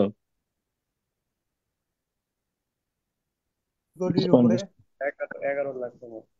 এই যে দেখো, daily star Bangladesh bureau of statistics পরিসংখ্যান ব্যুরোর তথ্য মতে, বাংলাদেশ দেয়ার আর বাংলাদেশ ব্যাংকের রিসার্চ ডেভেলপমেন্টের তথ্য মতে দেয়ার আর 12.5 মিলিয়ন, মানে অলমোস্ট 1.25 কোটি মানুষ, নাকি 12 কোটি তো সোয়া কোটি হ্যাঁ মানুষ স্যার, কি থাকে বলো?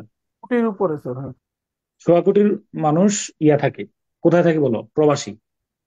কিন্তু সুখবর হলো এই, কত পার্সেন্ট? 92% তাদের মধ্যে স্কিল্ড। বলো কত পার্সেন্ট? 92%। 92% স্কিল্ড। 2% স্যার। বুঝছো কিনা বিষয়টা? আমরা মনে করতেছি যে রেমিটেন্স যোদ্ধা, এই যোদ্ধারা আমরা মনে করি যে বাংলাদেশে যারা ওই একজন আমেরিকার লোকও সৌদি আরবে থাকে, আর বাংলাদেশের লোকেরাও সৌদি আরবে থাকে। আমেরিকার একজন নাগরিক সৌদি আরব থেকে যে রেমিটেন্স পাঠায়, বাংলাদেশের 100 জনও সেই রেমিটেন্স বাংলাদেশে পাঠাইতে পারেন না। কারণ কি? Unskilled man power. সহজ কথা, বুঝছো না বিষয়টা? পারি না এটাই আমরা। হলো বিষয়। তাহলে হাজার হাজার যাচ্ছে আনস্কিল্ড। খুব ভালো জায়গায় জব করে স্যার, আর আমাদের এখানে যে মানুষ যায় তো স্যার ওই যে হোটেলে টোটেলে জব টপ করে, এই জন্য আর কি সব স্যার। ক্লিন করে। গাড়ি চালায় স্যার, এই আর কি এই জন্য আর কি। ওকে, ওকে। তো সেম আনস্কিল ম্যান পাওয়ার মধ্যে এই তথ্যগুলো কিন্তু অবশ্যই দিয়ে দিও এখানে। ওকে। আবার বাউন্ডলেস প্রপার্টি নিয়ে বললাম, আনস্কিল ম্যান পাওয়ার বললাম। এইভাবে করে তোমার এরপরে এছাড়াও আরো কতগুলো প্রতিবন্ধকতা আছে। মোরাল এডুকেশনের অভাব, উইক ইনফ্রাস্ট্রাকচার, আন্ডার ডেভেলপ। তুমি কাইন্ডলি এগুলোর একদম পুরো নোট করে এই রচনাটার উপর আগে ফোকাস করে করে পড়ো। তারপরে এক্সট্রা যে রচনাগুলো বলবো, যেমন জলবায়ু নিয়ে আলাদা রচনা বানাইতে হবে, রোহিঙ্গা নিয়ে আলাদা রচনা বানাইতে হবে, যে কতগুলো রচনা আছে এগুলো নিয়ে আলাদা আমরা তৈরি করব। তারপরে এভাবে করে অনেকগুলো প্রতিবন্ধকতা আছে। এরপরে বললাম সরকার কতগুলা পদক্ষেপ নিচ্ছে, তাই না? এটা তো বললামই নাকি? জি স্যার, এটা মুখস্থ করে ফ্রেশ আকারে দিয়ে দেবো নাকি এরকম? এরপরে করে দিয়ে দিবা যে কি কি পদক্ষেপ নিচ্ছে, যেগুলো যেগুলো মনে পড়ে। ওকে। এরপরে আমরা বলবো যে ইমপ্রুভমেন্ট অথবা ইরেডিকেশন, ভালো হইলে অফ, মানে এই বিষয়টা আর কি। এই বিষয়টাকে দমন করতে হলে দমন করা অথবা এটাকে উন্নতি করা, এটাকে অর্জন করা আমাদের দেশের বৃহত্তর স্বার্থেই আমাদের জন্য জরুরি, এসেনশিয়াল। তারপরে দেশকে করাপশন মুক্ত করতে হলে অথবা দেশকে গুড গভর্নেন্সে এনরিচড করতে হলে আমাদের সবাইকে রেসপন্সিবল, অ্যাকাউন্টেবল, ডিউটিফুল, কনসিডারেট হওয়া লাগবে। নেপোটিজম, ফেভারিটিজম, রেড টেপিজম এগুলোকে কঠোর হস্তে দমন করতে হবে। এছাড়াও কিছু কি দিতে হবে বলো? কিছু শক্ত পদক্ষেপ নিতে হবে। যেমন কতগুলা সুপারিশের কথা বলতেছি এখন। রিফর্ম অ্যাডমিনিস্ট্রেটিভ চ্যানেল হয়েছে তো। এরপরে দুষ্কৃতিকারীদেরকে দৃষ্টান্তমূলক শাস্তি। এরপরে জনমনে সচেতনতা জাগিয়ে তোলা। এরপরে হলো শিক্ষা ব্যবস্থাকে কি করব বলো? উন্নতি করব। Media should play the role of watchdog. মিডিয়াকে কিসের ভূমিকা পালন করতে হবে বলো? ওয়াচডগ। হ্যাঁ। বাংলাদেশের মিডিয়ার ইউটার্ন দেখছো কিনা? ইউটার্ন। জি স্যার। মানে এটা একটা মানে আরেকটা আশ্চর্যজনক বিষয় আর কি। হ্যাঁ, আমি নিউজে কিন্তু দেখা যাচ্ছে এখনো দেখা স্যার যারা শেখ বাংলাদেশের হাসিনার মানুষই এমন স্যার, ইন্ডিয়ার কথা কি বলেন? তুমি বলো যারা শেখ হাসিনারে আমি দেখছি যে মানে কদমে কদমে চুমু করতো, তারা এখন ওনার নাম নেওয়ার আগে স্বৈরাচারী মানে দেখবা যে দেশটি মানে নিউজ গুলোর দেখো ওদের, তুমি দেখলে নিজেই চমকে উঠবা। টকশোতে তো স্যার আওয়ামী লীগের কোনো লোক লাগতো না, এরাই নিজেই ওই ভূমিকায় সভাপতি হতো। ওকে। স্যার কিন্তু এরপরে স্যার আশ্চর্যজনক বিষয় হচ্ছে কি স্যার, মানে এই যে সবাই পা ধরে সালাম করে করে, কিন্তু স্যার ওই যে মেজর জেনারেল শেখ হাসিনা পা ধরে সালাম করে, এই জিনিসটা কেমন রে স্যার? মানে এটা মানে এই এটা মানে কেমন রে? বলতে লাভ নাই এখন আর এগুলা। আমাদের জাতি এরকম, দেখবা যে সামনে হচ্ছে কিছু হবে এমনটা আশা করে এত লাভ নাই। শুড বি আবার জনগণ সচেতন হইতে হবে। দেখো the independent anti corruption commission অবশ্যই পরামর্শ দিবা। স্বাধীন দুর্নীতি দমন কমিশন শক্তিশালী করতে হবে, সব জায়গায় পরামর্শ দিবা। অফিস অব অম্বার্সম্যান নেপাল গঠন, ফেস টু ফেস এর সংলাপ দিবা। এই ধরো পৃথিবীর সব সভ্য রাষ্ট্র, বাংলাদেশের সমস্যা হইতেছে ভারতের সবাই কি ফেস টু ফেস টক করছে না? নরেন্দ্র মোদী, রাহুল গান্ধী একসাথে বৈশা রুল অফ ল। এই ধরো আমি বলে রাখি, তুমি মনে করো আওয়ামী লীগের অধঃপতনের অন্যতম কারণ ফেস টু ফেস টক ছিল না? যদি ধরো এই শেষে যে সংকটটা হয়েছে, এই সংকটে যদি সবাই ডাকতো, একটা সমাধান বের হইতো না? অবশ্যই এটা না বলতো ওনারা, করতো ক্ষমা করতো। একগুঁয়েমি কিভাবে করে রুল অফ ল এটা যে ইস্টাবলিশ করা। সালাদের জেনোসাইড করছে না সবাই ডাইকে, তারপর হুম, স্যার একটা ওই যে হুম। হ্যাঁ, এই আর কি গোয়ার তুমির যত খেসারত দিছে ওরা। পার্লামেন্ট কি ইফেক্টিভ করা, অপোজিশন পার্টিকে শুধু নেগেটিভ ভাবলে হবে না। Fast and easy accessible service system, political কালচারকে এনরিচ করা। Bay of Bengal and coastal areas can be the power house of nation. ভাই, তুমি কি যে কোনো রচনার মধ্যে সব সুপারিশ দিতে থাকবা? না স্যার। তো ধরো আসলে এম্পাওয়ারমেন্ট উমেন, তাহলে কি তুমি বলবা Bay of Bengal and coastal areas can be power house of women, মানে এটা আমরা বে অফ বেঙ্গলে নিয়ে পাঠাবো নারীদেরকে, এরকম কিছু? না স্যার। হ্যাঁ, যেটা হলো ধরো empowerment women first and easy accessible service বলতে পারো। তুমি বলতে পারো যে রুল অফ ল, এটা এম্পাওয়ারমেন্ট উমেনে যাবে। আবার ধরো বাংলাদেশ, ধরো ব্লু ইকোনমি আসছে, হ্যাঁ, সাস্টেনেবল ডেভেলপমেন্ট আসছে, এগুলাতে আমরা কি বলতে পারি? Bay of Bengal can be a power house. Okay. এরপরে ইন্ডিপেন্ডেন্ট হিউম্যান রাইটস কমিশন, প্রত্যেকে ব্যক্তিগতভাবে হাই মোরাল স্ট্যান্ডার্ড এটা এনশিওর করা। এরপরে maintenance of law and order, balance, there should be a balance among all institution, সকল ইনস্টিটিউশন গুলোর মধ্যে ভারসাম্য থাকা। দেখবা যে আমাদের দেশে প্রথমে রাস্তা তৈরি করে, তারপরে কিছুদিন পরে সেই রাস্তাটা খুইরা পাইপ বসায়, এরকম ঘটনা তোমরা তো দেখার কথা না বাংলাদেশে। সমন্বয়হীনতা স্যার। হ্যাঁ, equal distribution of natural resources, justice is indispensable. এরপরে economic policy should be revised. এরপরে কাট ডাউন অফ এক্সট্রা, অতিরিক্ত ব্যয় কমান। তারপরে সবাইকে জবাবদিহিতার, সব দায়িত্বশীল প্রতিষ্ঠানগুলোকে জবাবদিহিতার আওতায় নিয়ে আসেন। প্রাইভেট সেক্টর কাঙ্ক্ষিত ভূমিকা পালন করুক। লিডাররা আগে আসেন। এরপরে যেহেতু বাংলাদেশে এখন ডেমোগ্রাফিক ডিভিডেন্ড চলতেছে, এটাকে কিভাবে প্রপারলি ইউটিলাইজ করতে পারি, এটা দিবেই তুমি। ডেমোগ্রাফিক ডিভিডেন্ডকে কিভাবে প্রপারলি আমরা কাজে লাগাতে পারি, সেই সেদিকে মনোনিবেশ করা। ঘুরে ফিরে তুমি আসবে ডেমোগ্রাফিক ডিভিডেন্ড শব্দটা ব্যবহার করবে। সবই স্যার, মানে যখন যেটা ইউজ করতে হবে, বাদ দেওয়ার এটাই, কোনো দেখি না। এই জন্য এটা বারবার মুখস্থ, এটার উপরে বারবার ফোকাস দাও।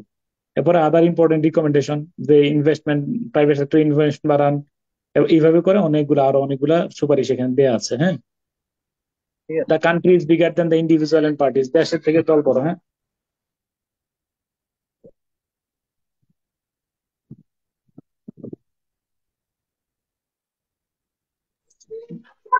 আচ্ছা একটু, আচ্ছা আসতেছি, আচ্ছা আসতেছি, আসতে দাঁড়াও, একটু দাঁড়াও তো। হ্যাঁ, ওকে।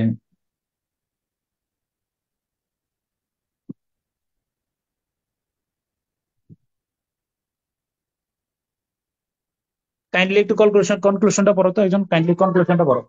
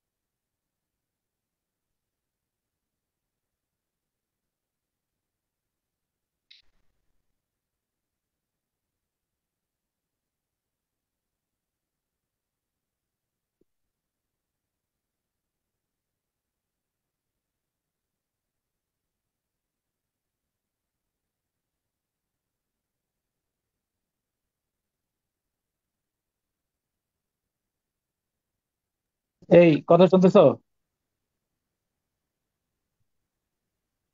এই কথা শোনা যাচ্ছে আমার? জি জি স্যার। স্যার। দাঁড়াও, একটা জিনিস দেখাই তোমাদের, এটা বিরল বিরল, ওরা যে লাইনে নিয়ে গেছে না, একটা জিনিস দেখাচ্ছি, দাঁড়াও একটু 30 সেকেন্ড সময় দাও। মানে কেন নিয়ে গেছে বলতেছি, দাঁড়াও। Wait.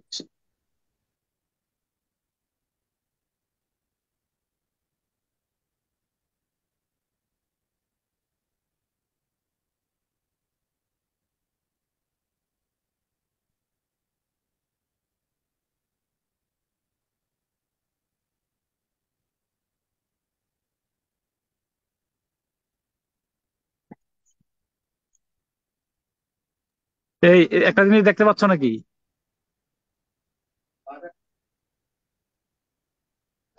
দেখতে পাচ্ছ?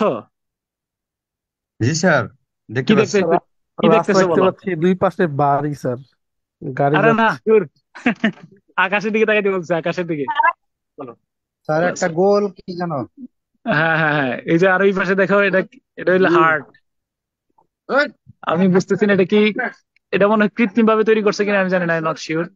ও আচ্ছা স্যার, বুঝতে পারছি স্যার, ওটা হার্টের মধ্যে কেমন গোল গোল আসমানে।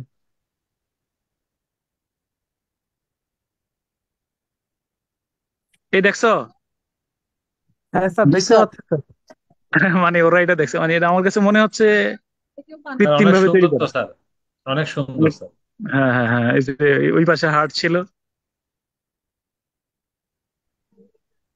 স্যার আপনি কোন ইউনিভার্সিটিতে আছেন? হ্যাঁ হ্যাঁ হ্যাঁ, স্ক্রিনশট দিয়ে রাখো, এটা একটা আসলে চমৎকার।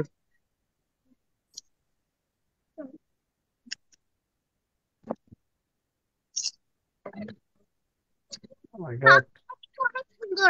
ওকে, ঠিক আছে, চলো আমরা ইয়াতে চলে যাই। হ্যাঁ, স্যার আপনি কোন ইউনিভার্সিটিতে এখন পড়তেছেন? আমারটা হলো বাফেলো স্টেট ইউনিভার্সিটি। দেখছো, এটা ছবি তুলে রাখো, দাঁড়াও, এটা আসলে তো একটা,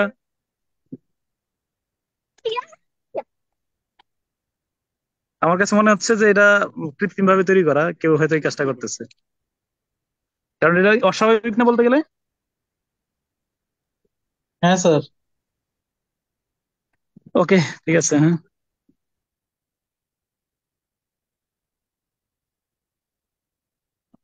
স্যার আরেকটু দেখান, ভালোই লাগতেছে স্যার।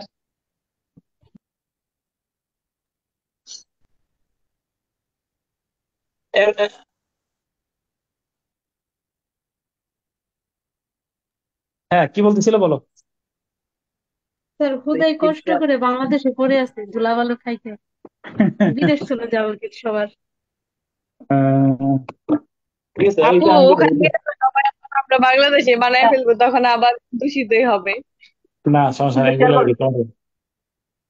অবশ্যই আসা উচিত, তবে কিভাবে?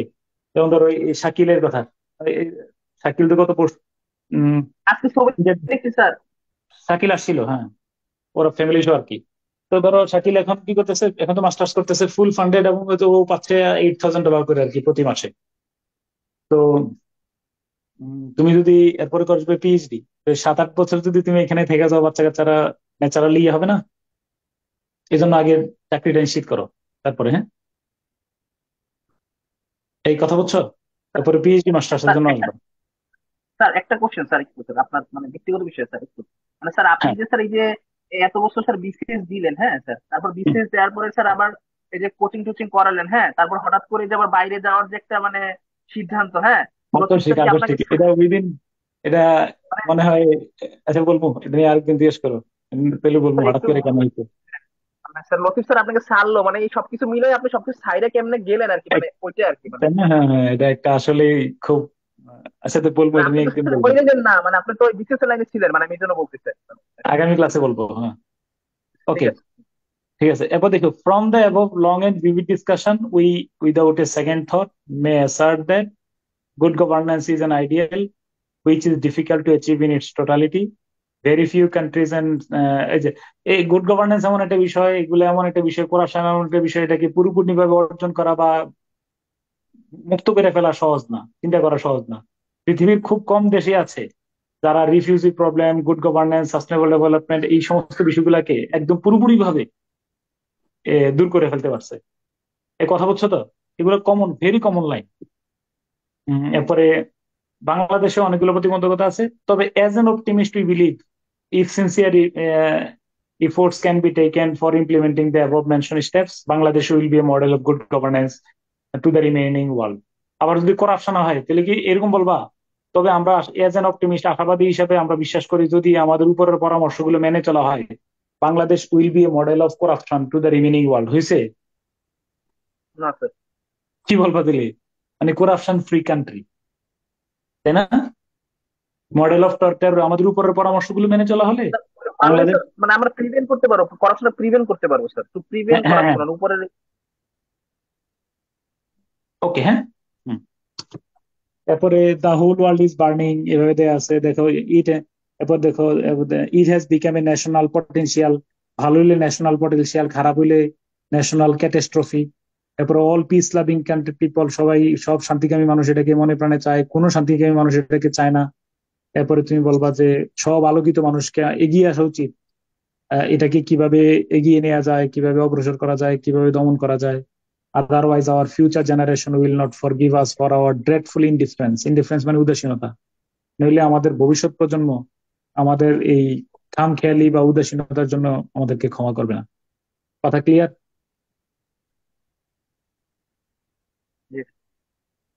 তো আমি গ্রুপে দিয়ে দিচ্ছি। হ্যাঁ, তো রবিবারে আবার একটু প্রথম থেকে সিনপসিস করবো আর কি। এবং তোমাদের কাজ হলো রবিবারে আমার একটু ইয়ে দিবা। কি দিবা বলো? টপিক গুলো। হ্যাঁ, টপিক গুলো আমি মনে করি শুধু রচনা নিয়ে এখন মাথা খাটাও। রচনা নিয়ে যে কোনো বিষয় নিয়ে আমরা কিভাবে আইডিয়া ডেভেলপ করবো। হ্যাঁ, রচনা নিয়ে আরো একটা ক্লাস হবে। ওকে, আল্লাহ হাফেজ। স্যার স্যার একটা কোশ্চেন স্যার, স্যার একটা কোশ্চেন স্যার, একটু স্যার। হুম। স্যার ওই স্যার আমি স্যার এই যে স্যার এই যে লাস্ট 20-22 দিন স্যার পড়াশোনার মধ্যে ছিলাম না, একটা কারণে স্যার ঝামেলা ছিল তো ফ্যামিলিতে। তো স্যার এই পড়াশোনা মানে মাইন্ডসেট একটু পিছিয়ে গেছে স্যার, মানে এখন হচ্ছে মানে আপনি একটু মনে রাখবা, একদিনের একটা ক্লাসের রেকর্ডিং দেখবা, আমরা একটা পুরো প্ল্যান তৈরি করছিলাম। ওই প্ল্যানটা যদি এখনো ধরো তুমি পিছপা হবেন। আর ফেসবুক টেসবুক ইউটিউবে ঢুকবো না, এটা প্রমিস স্যার করা আছে এক্সাম কিন্তু। হবে এমন কি স্যার কোন আপনার কোনো আইডিয়া আছে স্যার? আপনি শুনছেন কারো কাছে মানে এক্সাম? আমি ওই ওই আইডিয়াতে চাই না। ওই পরীক্ষা যেই বছরই হোক, 2030 সালে হোক, সমস্যা নেই, কিন্তু প্রস্তুতি নিতে হবে 1.5 মাসের মধ্যে।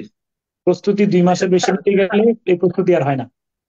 স্যার এক্সাম যদি নভেম্বরে হয় স্যার, এখন 2 মাসের মধ্যে আবার একটু পড়াশোনা করে স্যার কি নিজের ঢালাই করতে পারবো স্যার? মানে এই সময়টা কি 2 আছে স্যার? মাসের মধ্যে মানে ধরো অক্টোবরের লাস্টেও যদি হয় ধরে নিলাম, তবুও তুমি যদি এখন পুরোপুরি ভাবে কনসেন্ট্রেশন দাও, অর্জন করা সম্ভব। পরীক্ষার জন্য বেশি সময় থাকলে পরীক্ষার প্রস্তুতি নেওয়া হয় না। এটা মনে রাখবা, এটা পানি চিরন্তনী। পরীক্ষার জন্য বেশি, তুমি ধরো অনার্সে কোনো পরীক্ষার সময় গ্যাপ ছিল 7 দিন, প্রথম 3 দিন সত্যি করে বলো পড়ছিলা কিনা।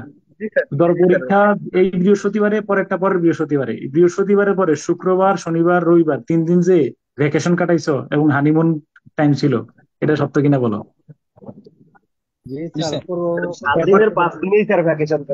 না শোনো না, সোমবারে বইয়ে খুইলা বের করছি, মঙ্গলবারে একবার রিভাইজ করছি, বুধবার রাত আর ঘুমাই নাই। এই হলো আমাদের অবস্থা, তাই না? তো এইগুলা বেশি সময় থাকলে হবে না, টার্গেট ধরতে হবে কম সময়ের মধ্যে। ঠিক আছে, ইনশাল্লাহ। আমার যেমন আমাদের সময় আপনার ভিডিওটা দেখবো স্যার। ঠিক আছে স্যার, ইনশাল্লাহ। ঠিক আছে, আল্লাহ হাফেজ, আসসালামু আলাইকুম। ফাইলটা একটু দ্রুত দিয়ে দিন স্যার। এখনই দিয়ে দিচ্ছি।